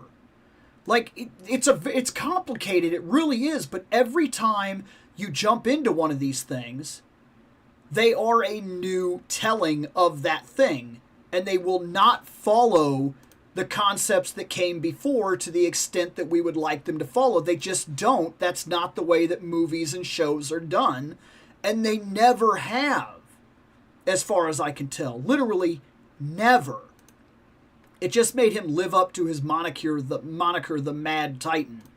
Didn't Comics Thanos have cosmic powers aside from superhuman strength compared to the MCU version where he just relies on the gauntlet for energy attacks? I remember Thanos being incredibly formidable to the point where the one we see in the MCU is actually kind of a wimp. Yeah. He obtained those gems by being a monstrous thing by himself without even needing said gems. Have you seen how much Bandai is selling the new Chainsaw Man movie figure arts for? They barely come with anything, and they're charging $80 to $90. Yes. Yes, I have. And just to do this, we've had this discussion before. A long time ago, I say that, it might not have been all that long ago, to be fair. We actually had a conversation about fig arts and how I don't buy them for a very specific reason. Because fig arts are sold like a drug deal. And I still stick to that. And I pointed it out then. Like when they release a Dragon Ball Z character and they release them for like $34 and they say, come in here and get these figures. Come get these figures. And then you walk in and you see your figures. And it's like, it's what you want, but something's not quite right. Right? Because it is everything you wanted it to be. It is the figure that it promised to be. Until the second figure comes out. Then all of a sudden it's $89, $90. They did it with One Piece too. They release him, he's like $40. Nami follows, and she's like $90. Why? She's less plastic, less effects, less interesting, one would argue. Costs more. And they do this line after line after line after line. Fig arts, for whatever reason, is sold like a drug deal. First one's at discount and or free. You wanna keep getting these figures? You want them? Well, the price doubled. Why? Why did it double? I thought, like, if any other toy company did this, we would call them out. We never talk about it with them. I don't know why, but people that, like, buy fig arts, they're just fine with this. And it does not make sense to me at all. And it doesn't matter how many times I point it out, how many times I show the evidence. You can go on Big Bad right now and look at the figures. And you can find the first in the wave, and they'll be about $34, $40. And then go to the very next figure of the wave, like the next figure released, and they're like $90 to $100. They do it all the time, over and over and over. If Jada did this, we'd call them out. When Marvel Legends does anything even close to this, the whole internet loses their minds. But this is standard business practice for Fig Arts, and nobody says a word. You telling me that Goku, that little Goku, is a $90 figure? Doesn't make sense to me, but they get away with it all the time. All the time. I don't understand how or why, but they do.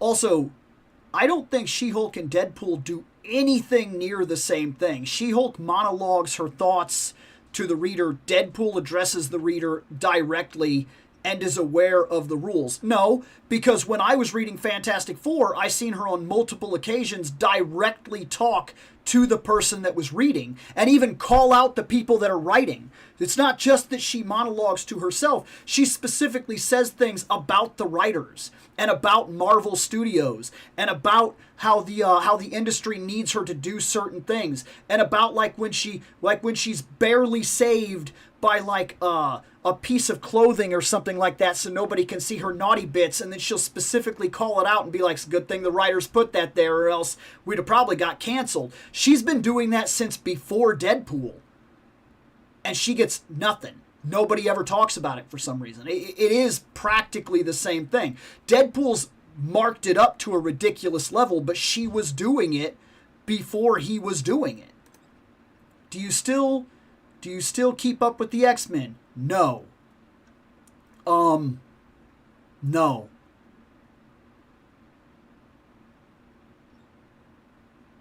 There are multiple reasons as to why I kind of stepped away from X-Men. I did talk about them in a couple of videos. It's just not a thing for me the way that it used to be. Not that I'm completely gone with the X-Men, but when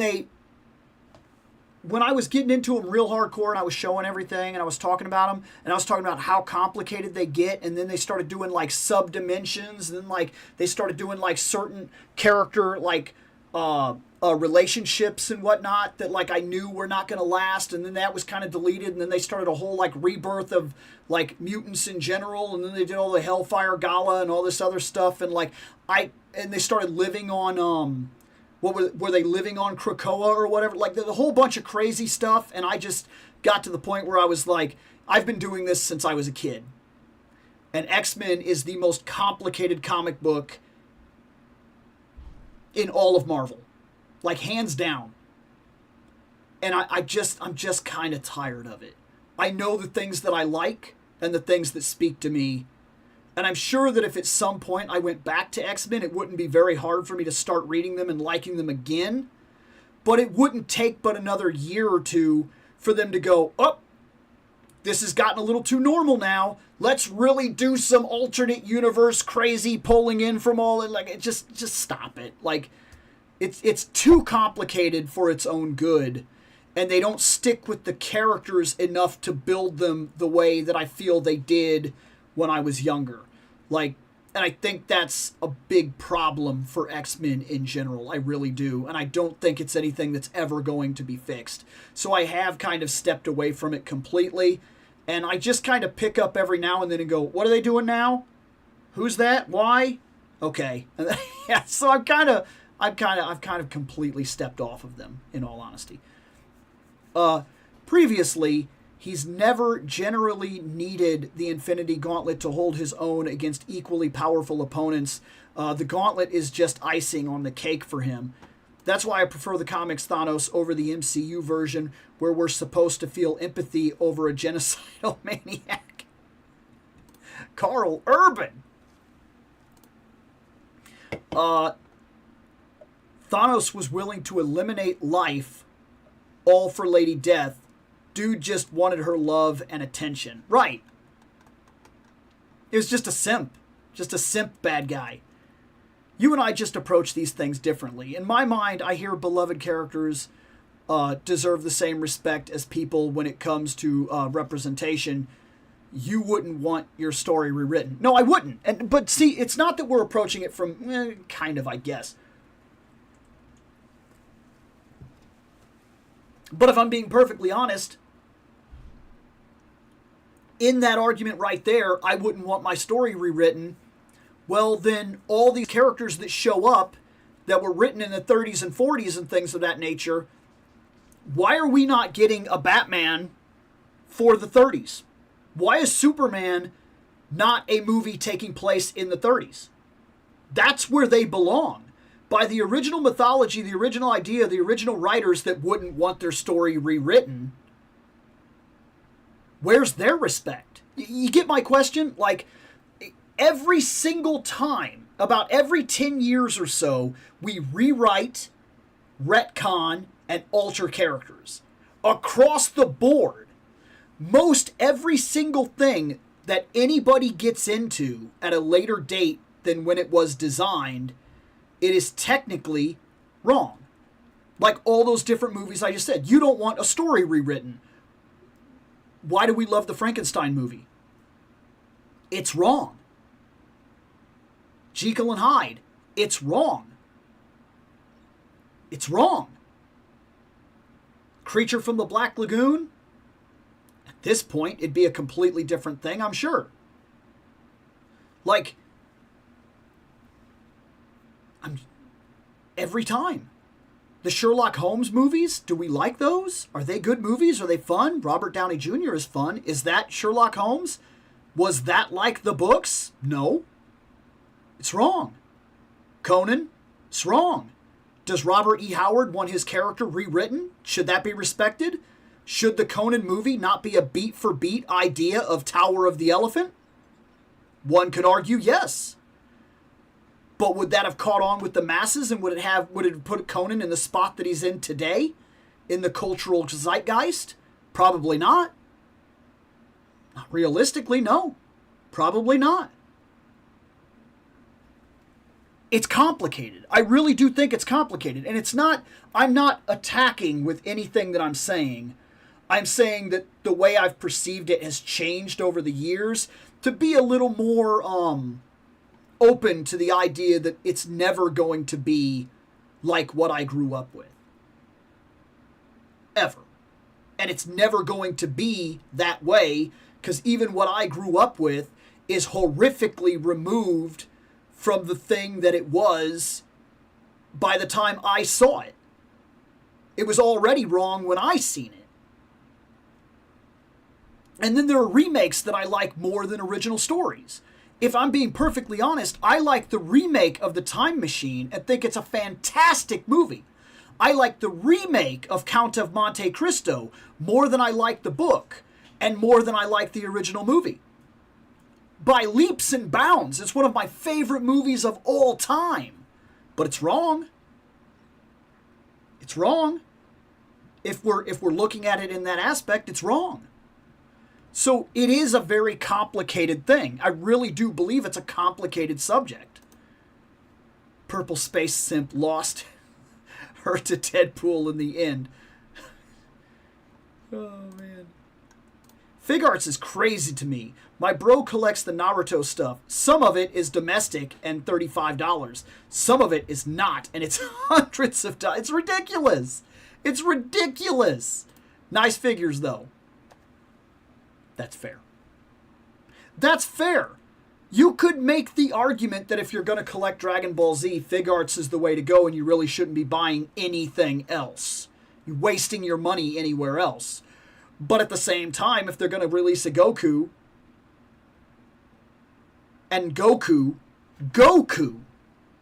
is $35. Then they release Dragon Ball, late Dragon Ball Krillin. He's $135? Why? In what context? In what way? How does that make sense? How's that fair? What is that? Tell you what it is. It's bullshit. And their prices are like that all the time. So I've pretty much made it a deadpan rule.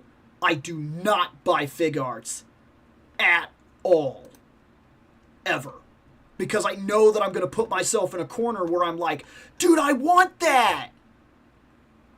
I don't want to want that in that way. I don't. Calling fig arts a drug deal is such an accurate description. I bought Luffy and then poof, I'm over here spending exactly. Yes. What? That's exactly what they are. They run their figure business like a drug deal. It blows my mind, and nobody ever calls them on it. Ever.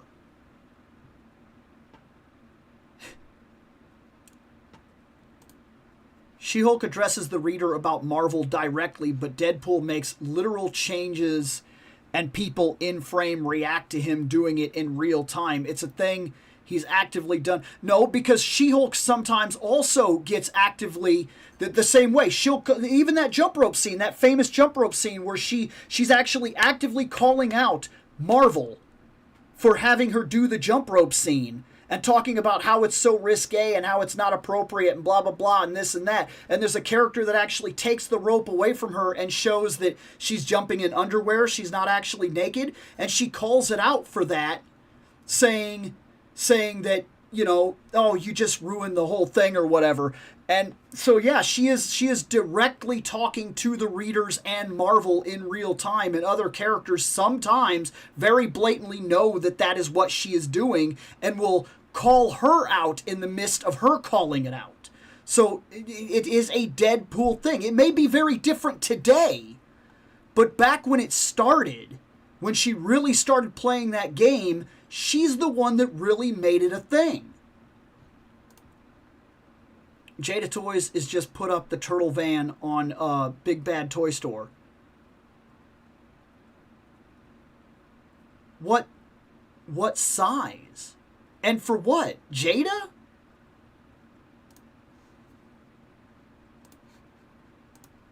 Because now, what the crap are you talking about?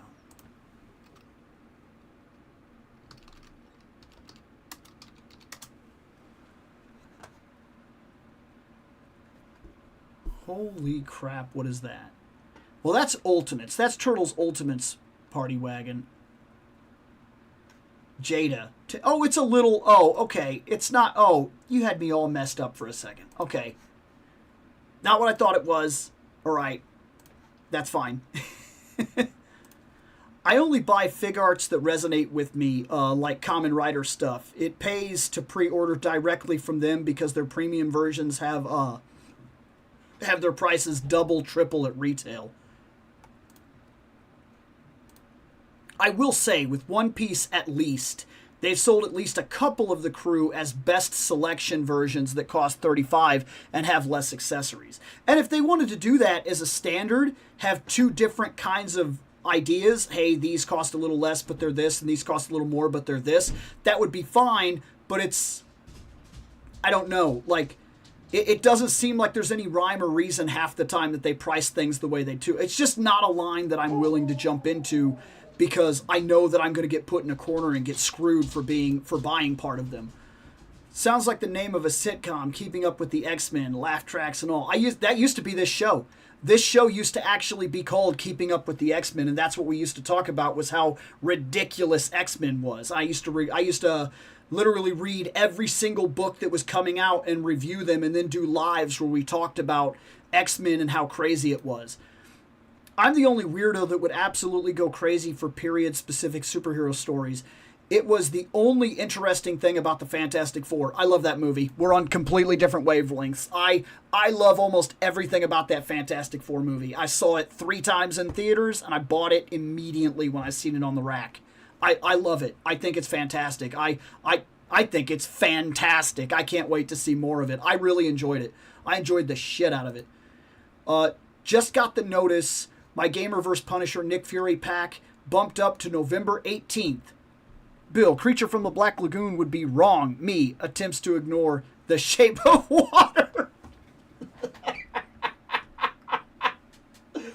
Oh my God.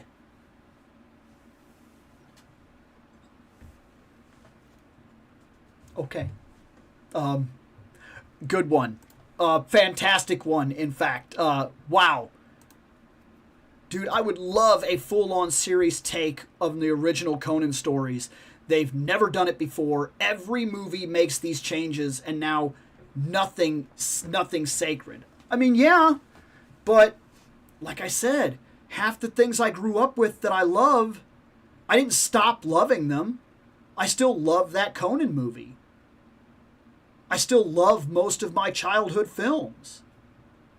Heck, if I'm not mistaken, Roger Rabbit is wrong. If you read the book, there's a lot of stuff that is left out that does not actually make it into that movie. And yet, Roger Rabbit is probably in my top 10 movies of all time. And it's wrong. Jurassic Park is wrong. It's not taking directly from the book. It's basically just using it as a guide to tell one of the best movies ever made. I don't know that I would like to see them do a direct at this point. It's tough. It's a very tough situation. I really do believe it's complicated. Very much so. I might get my Gamerverse Punisher by next year instead. By the way, I recently watched the Momoa Conan, and oh boy, I have thoughts. I seen it at the beginning of the year myself. And I also was like, okay, there are things here much more on point. But, yeah, I get that. I need to watch it one more time to get a fair opinion. Like, it actually started to bore me towards the, end, to the point where I was almost falling asleep during the last confrontation and could barely even discern what I was watching anymore. Like, it really started to drag on me hard. Yeah, I get that. He's still gonna... Okay.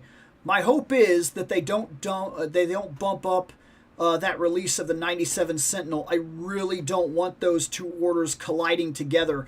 One is going to get canceled, and it won't be my Sentinel. That's for sure. Dude, that Sentinel, yeah, I'm waiting for it as well.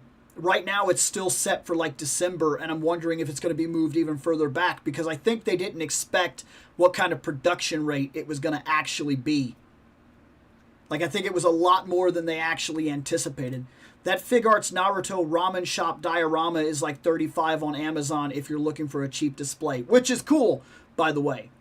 That's pretty cool. Like, it's a very simple little thing that you could do a lot with. Depending, you could have, like, Joe's sit down to eat and have conversations and do some funny skit comedies and things like that. I think you could have a lot of fun with that set piece. That's a pretty cool set piece. Let's see, gonna head out, man. See you Saturday. And no, chat, we're not filming. We're still on break. Bill, it's wrong. It's all wrong. Wrong. Slaps fist on the desk. Like, I don't take it as a big deal, to be fair. But when I keep saying what I'm saying while I'm having that conversation where he's bringing things up, because I do not disagree. Spaded One actually comes up with a couple of things that I agree with, and I feel a certain way about it. But at the same way, there's also a lot that I've let go over the years and just kind of not cared the same way that I used to. And so, like, I know exactly where he's coming from. But I also know where I've ended up in my 40s. I mean, it's what it is. Like, I don't know, just once can we get the stories told literally and directly like they do in the romance novels.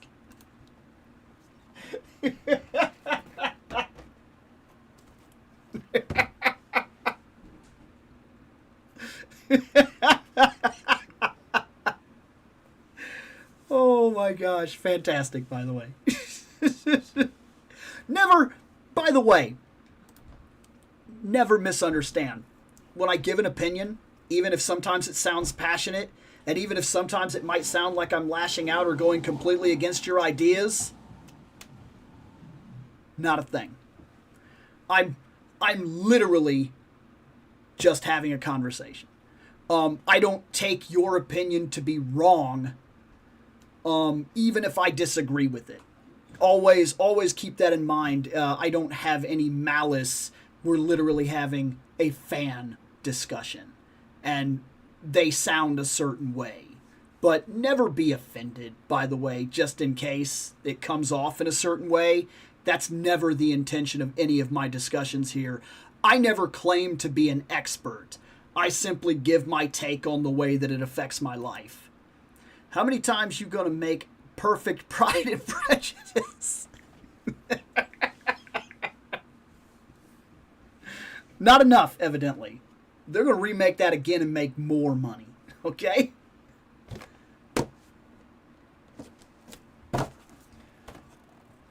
X-Men 97, Wolverine, Storm, 2-pack. That's why. I wanted one thing from this. That is my favorite Storm ever. I don't care how it sounds. Swimsuit Storm is my favorite Storm. It's only one Storm they could sell that they won't sell that I would want more than this Storm. Naked Storm. Now I know immediately how that sounded. 100% I know how that sounded. But you misunderstand me 100%. And if you weren't here back when I was doing Keeping Up with the X-Men, that's the reason you don't understand what I'm talking about. That was very common in the early comics. In the early comics, she was not ashamed of it. That was part of her culture, part of her difference. She was worshipped as a goddess. She felt a certain way. And oftentimes, she would be seen in those books in that way. They ever going to make that figure? No, you would have to customize that figure. But I think storyline accurate wise, realistically, that is a big part of her early character that they just kind of wiped out over the years. Probably because it got a little complicated to constantly draw her and keep you from seeing something. And also somehow it was probably very difficult to keep the rating down. Because let's be honest, these are all subject to ratings, and it was a comic book, and it was a big comic book, especially for kids at the time, regardless of how you might consider that it was a teenage book because they were dealing with certain issues. I'm just saying that's the truth of it. And because of that, that is not something that we're ever going to really see in figure form, and it's not something we're ever going to see come back for her character. But if you read very early X-Men, you will notice it was a very regular thing, book after book after book after book. That was literally part of how she was comfortable. That's very interesting to me because it was something that was unique, honestly, to her. Nobody else did that. It wasn't like where they added, because they could have done it with anybody. They could have found any reason to do like dumb shower scenes and things like that with any other character. Look at 100 other characters that they found an excuse to put a bikini on them. Stupid reasons. And you know that's exactly what it is. All of a sudden, Catwoman is doing sexy poses up in a tree for no real reason whatsoever. Why is she doing that? Nobody's even looking at her. What's she even doing? But Storm, that was actually written into her character. And they kind of deleted that over the years. They got rid of it. They pushed it so far back that if you say that, most people don't even know what you're talking about anymore. But it was very common. And it was around this time with this costume. I liked this costume a lot. And over the years, like where other costumes have caught my attention, I like Wolverine in the blue and yellow. I like him in the tiger stripe. That's my favorite. It speaks to me. It's the one I like the most. Not the brown suit. I don't mind the brown suit. I like it for what it is, but it's not my favorite. But with Storm, for some reason, they did the black swimsuit costume. And it was the one that spoke to me and I liked the most over the years, and it never died out. I have a couple of other Storms that I like. If I had to put them, not necessarily in order, but if I had to tell you the Storms that I like that I would want on the shelf, I want Swimsuit Storm. I have it now. I would like a literal nude Storm, and I don't care how that sounds. I would want it. I feel like it's comic accurate to the time and the kind of character that she was. The other thing I would really like is a leather jacket 80s Mohawk storm. I love that storm. I think it's fantastic. And then the costume that we had in the 90s, the white one with the big wings and everything, I like that one a lot.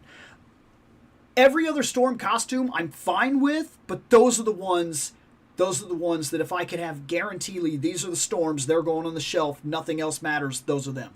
Those are the ones that I would want, 100%. So, I did not get a chance to buy this storm. So when I heard that they were doing this 2-pack, and she was going to come 97, and she was going to be in this costume, because that's what she wore in X-Men 97, not for the whole thing. If you haven't seen it yet, there's a point where they kind of go back to their 80s costumes. It's really cool. It's done pretty well, and you get to see that old look.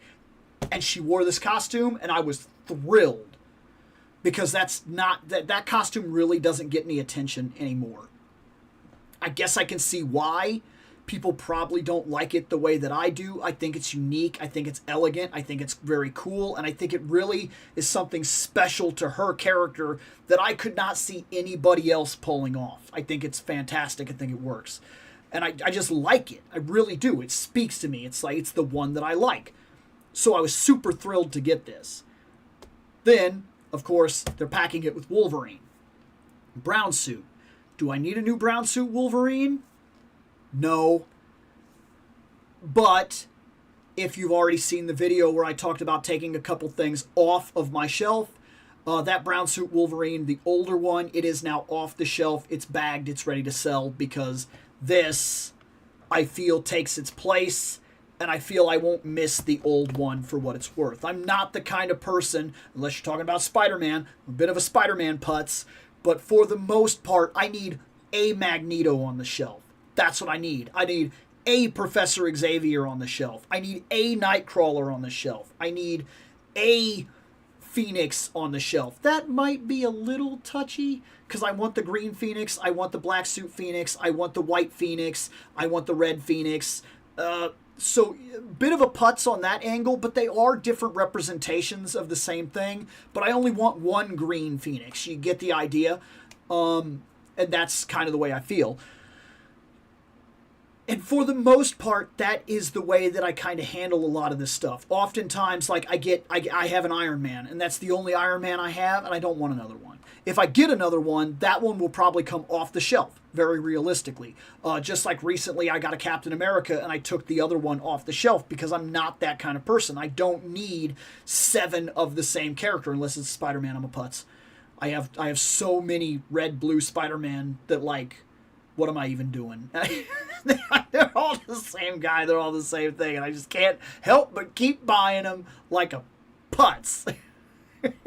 But that's the way we are sometimes, right? We have certain weaknesses in our collecting, and that's the things that we get.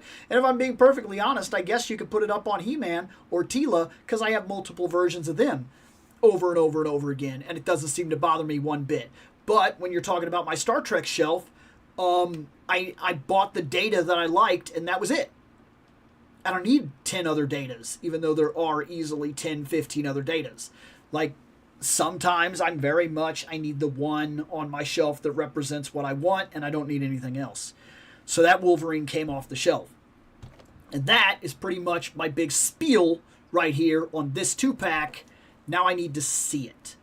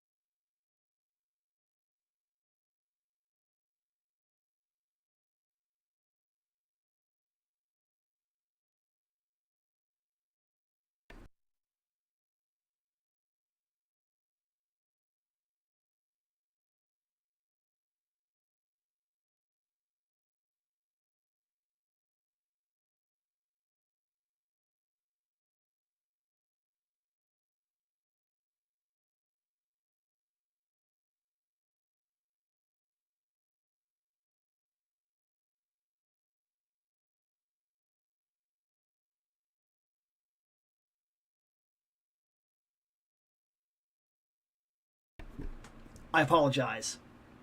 Did not unmute. So we'll do this again.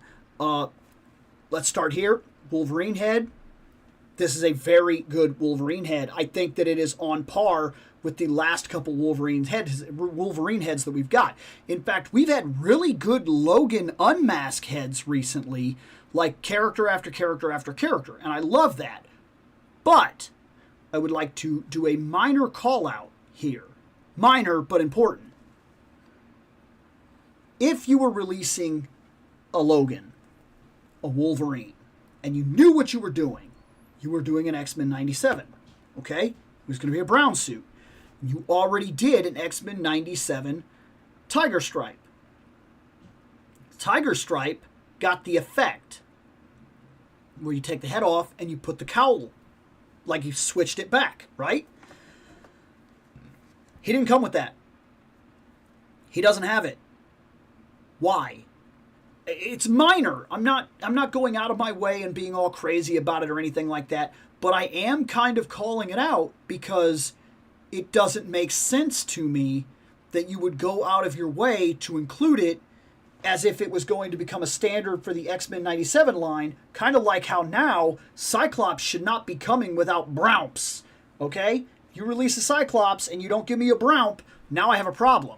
That should be a standard of the idea at this point. And realistically, that's a very simple piece of plastic that I feel would not be hard to include with all Wolverines. Why didn't we get it?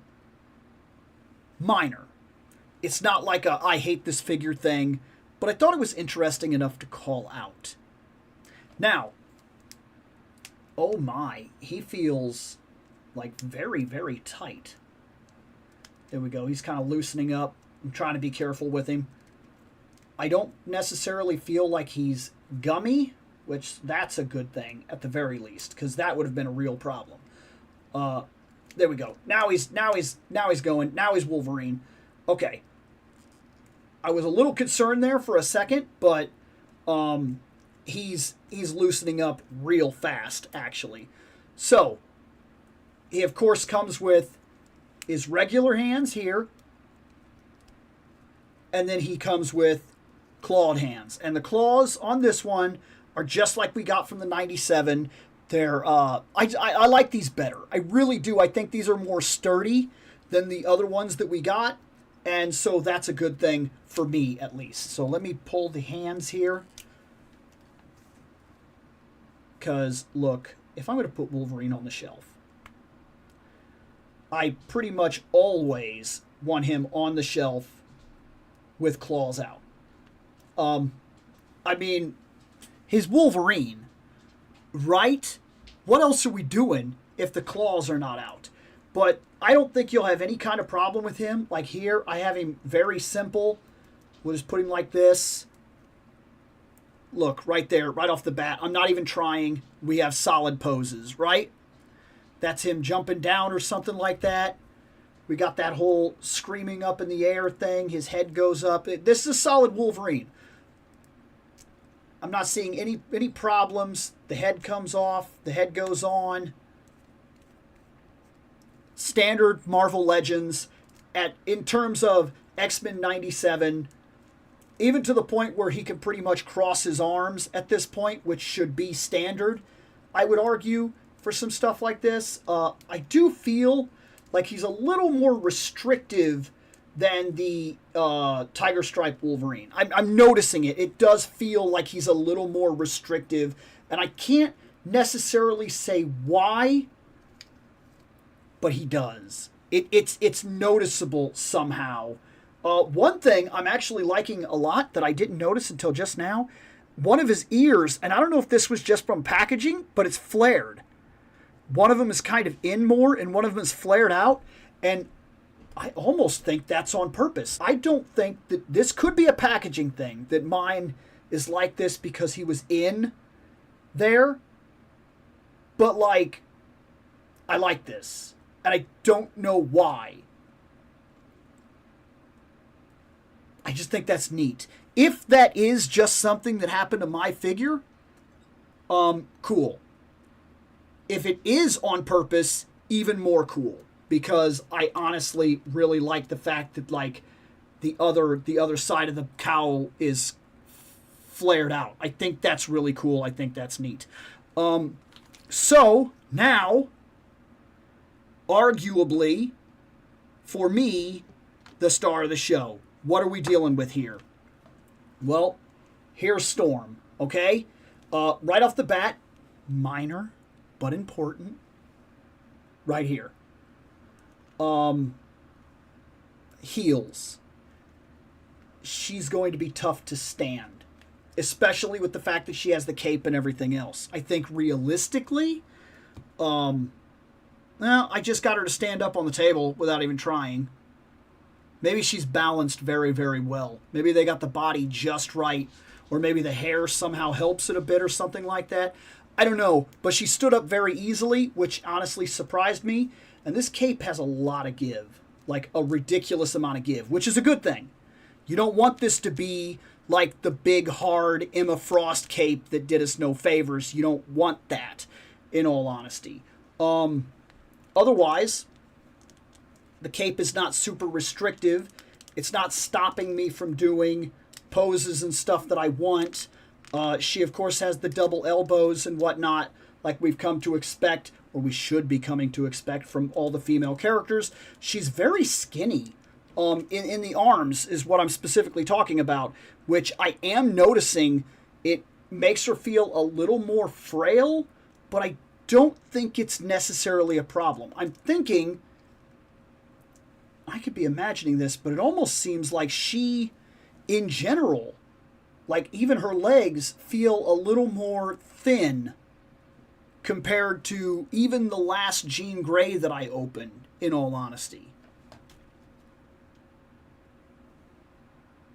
No, that's not, I'm not imagining that. Her arms are wider, her arms are thinner, her legs are thinner, her legs are bigger, almost beefier, in all honesty. I don't mind that. If you like doing different body types and whatnot is actually kind of cool. It creates a diversity of the line. I like that a lot, actually. I think that's interesting. So I thought I was just kind of fooling myself, but no, she is actually built that way. That is pretty cool. They went out of their way to kind of do that. We have the double on the knees and whatnot. I'm noticing I don't want to push that up too far and cause any kind of a problem, but it kind of started stopping me right about there, in all honesty. And I'm noticing that the knee is moving at that point, so I'm thinking that these kind of get more of a 90 degree, and I don't think they're going to go up too much further than that without really forcing them to. And maybe there's a reason for that. I don't know 100%, but there could be some idea behind that why they didn't want the figure to be able to do that. Otherwise, we have the thigh swivel and things like that. And we have this, the upper torso movement. We have nothing on the lower. Again, they went to the old body design where this cuts here and then it just goes straight down and we don't have any lower ab crunch. I have been arguing this for a while, that we need an update of all of them, that it's no longer acceptable. This is pinless, and it's what I've been waiting for. I'm willing to forgive it to an extent. It still feels way better than most of the other female figures. It really does, which is kind of important because some of the female figures feel atrocious, like they're a real problem. They feel old, and they need major updates, and they need them like right now.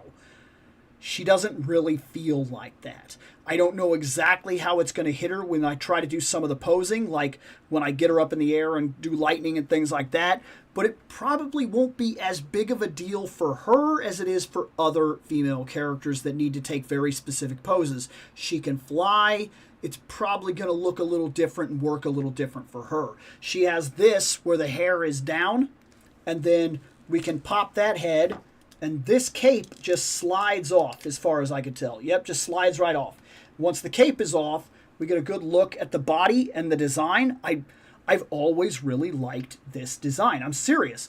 Like, the swimsuit design, there's something very unique about it. Yeah, she has the big, tall boots, but she has these holes that go around in the front. I think that's unique. I think that's cool. I think that's interesting. She has the swimsuit thing, but it's cut right here. And it's not just like a hole, it's got this little gold ring. I think that's cool. I think the wrist bracelets, I think they add a little bit of dynamic. And I've always liked that the cape kind of has that harsh yellow and black, like that really, really, like it's really, really, really dark black and really, really bright, vibrant yellow. And then that little red dot right there that actually puts it all together. I just think this costume is fantastic, and I always have. Her second head is more of the action head. It's not that both of them aren't very much like that. They have the white eyes and things like that, which is really cool. But she very much looks like she's taking care of business, and the hair goes up and everything, which allows her to be able to take certain poses and whatnot. Still not the kind of hair that I would like. I really think they need to kind of look into things like what Jada's doing with hair so that you can get the hair out of the way. But still cool nonetheless. We do have these lightning hands, which I like these a lot. I think these are fantastic. They're a very simple effect, but they work very well for a character like Storm. I think they're really good. And then also, she came with lightning, like big, giant, sparking effects. I'm not 100% sure. I mean, sure, you can like wrap these around arms and things like that, or take them up the legs and kind of like pose them in certain ways and have them coming off the wrists or something like that. There's a lot of areas that you could do this, or you can kind of stick them in if you have a way to kind of hold them up or something like that and create effects. I know you could do it. You could even, something as simple as literally tucking it into the back and having lightning come out. These are cool, but they always leave a little bit to be desired, like how do we really work these into the figure? Because they're very loose, and it's going to leave it up to you to figure out how to make it work. Like, do you do something like this and then have one that comes down as if it's striking lightning into somebody and then put this on the character that she's hit? You could. Effects are effects. You could do whatever you want with them. That's an argument to be had. But I'm just pointing out in general that it is a thing, that the lightning effects are free-floating. And for some people, they're literally going to go into a box and never be touched ever again. I don't believe that I will be one of those people. But at the same time, realistically, after I do a couple of shoots, and I get a couple of shots that I want, there's a very real possibility that it could end up like that. But very simply, that's very simple. It's not overdone or anything like that, but it gives you an idea of how adding these two capes, the fact that we got two capes, really gives her the ability to look dynamic. You could argue that by now, if McFarlane is doing it, and McFarlane is often the one that gets called for being like behind the times and making statues. If McFarlane is doing cloth capes with wireframes at a $30 price point, and Marvel Legends are smaller figures, what are we doing? I don't dislike these. I'm just saying in general, there's probably an argument that you could make, is what I'm saying. Otherwise, I don't see too much to complain about here. This is what I wanted. I wanted a very classic original Storm. And I got her. And I'll be very happy with her.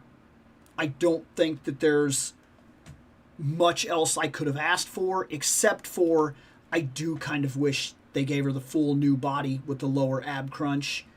That would have made her 100%. She'd have been done. She'd have been maximum Storm, if you will. I think that would have been perfect. I think that Wolverine, he's going to be very solid. I don't see myself having any real issues with him. So, there we go. Storm, Wolverine, added to the shelf. Happy to have them. Finally happy to have the Storm that I've been waiting for forever, without having to go out of my way to pay the ridiculous prices for a Storm that I knew they were going to be updating at some point, which is why I avoided it anyway. Awesome. Dude, of all the characters that should have their own MCU introduction movie, it should be Storm. Great character, connected to a lot of stories they could do, they could do with her. But, like, skip the nudist stuff, obviously, because they'd have to. There's that part of the character has been completely deleted in continuity over the years. She never appears like that ever again. Like, they just wiped it out to the point where most people don't even realize that that was actually a part of her character at all. Even though I find his explanation to be BS, Dwight from the Marvel Legends team said that it would be expensive if they started doing fabric wired capes.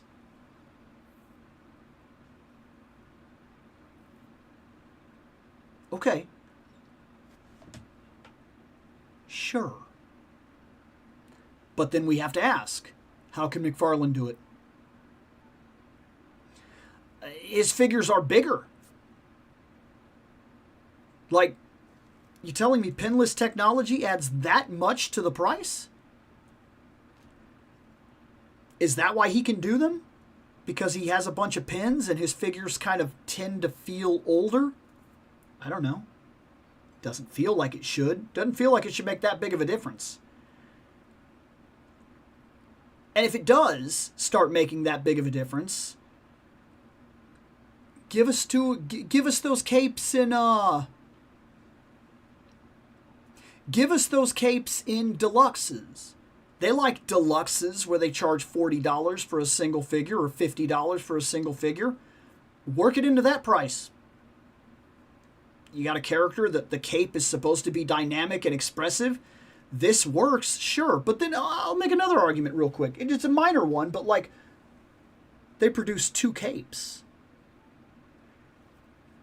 Would fabric really cost so much that they would rather produce multiple capes instead of just the one wireframe cape?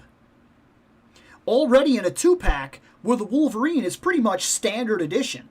Like, this is almost the exact same body we already had on the last brown suit Wolverine. They changed his claws. So, I mean, like,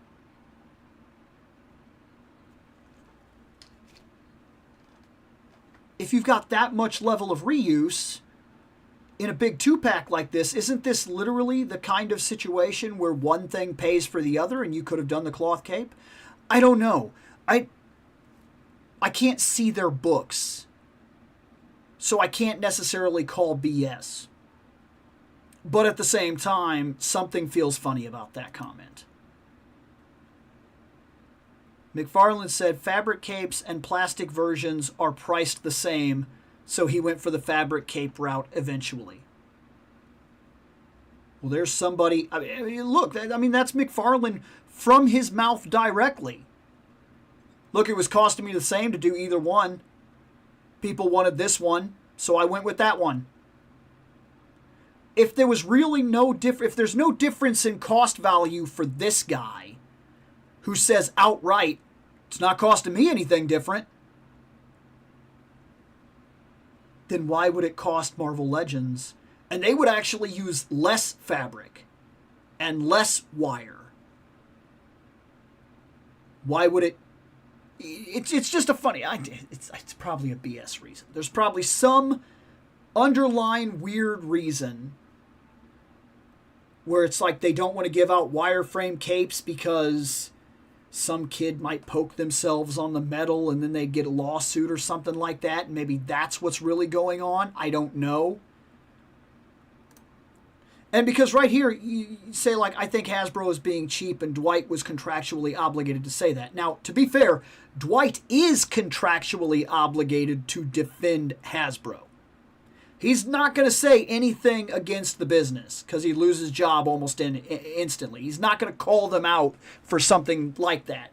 But if we have McFarlane literally coming right behind him saying, My figures are bigger, which means I even used more plastic than you did for the capes that I was doing. And they were more conventionally ridiculous. Like, he would have these capes that were like bowed all over the place and everything, and like crazy rubber and everything. And if it was costing him the exact same amount with no difference in production value, or sorry, no production cost, then it's costing them no difference in production cost. So it can't even be Hasbro being cheap, because it's the same price.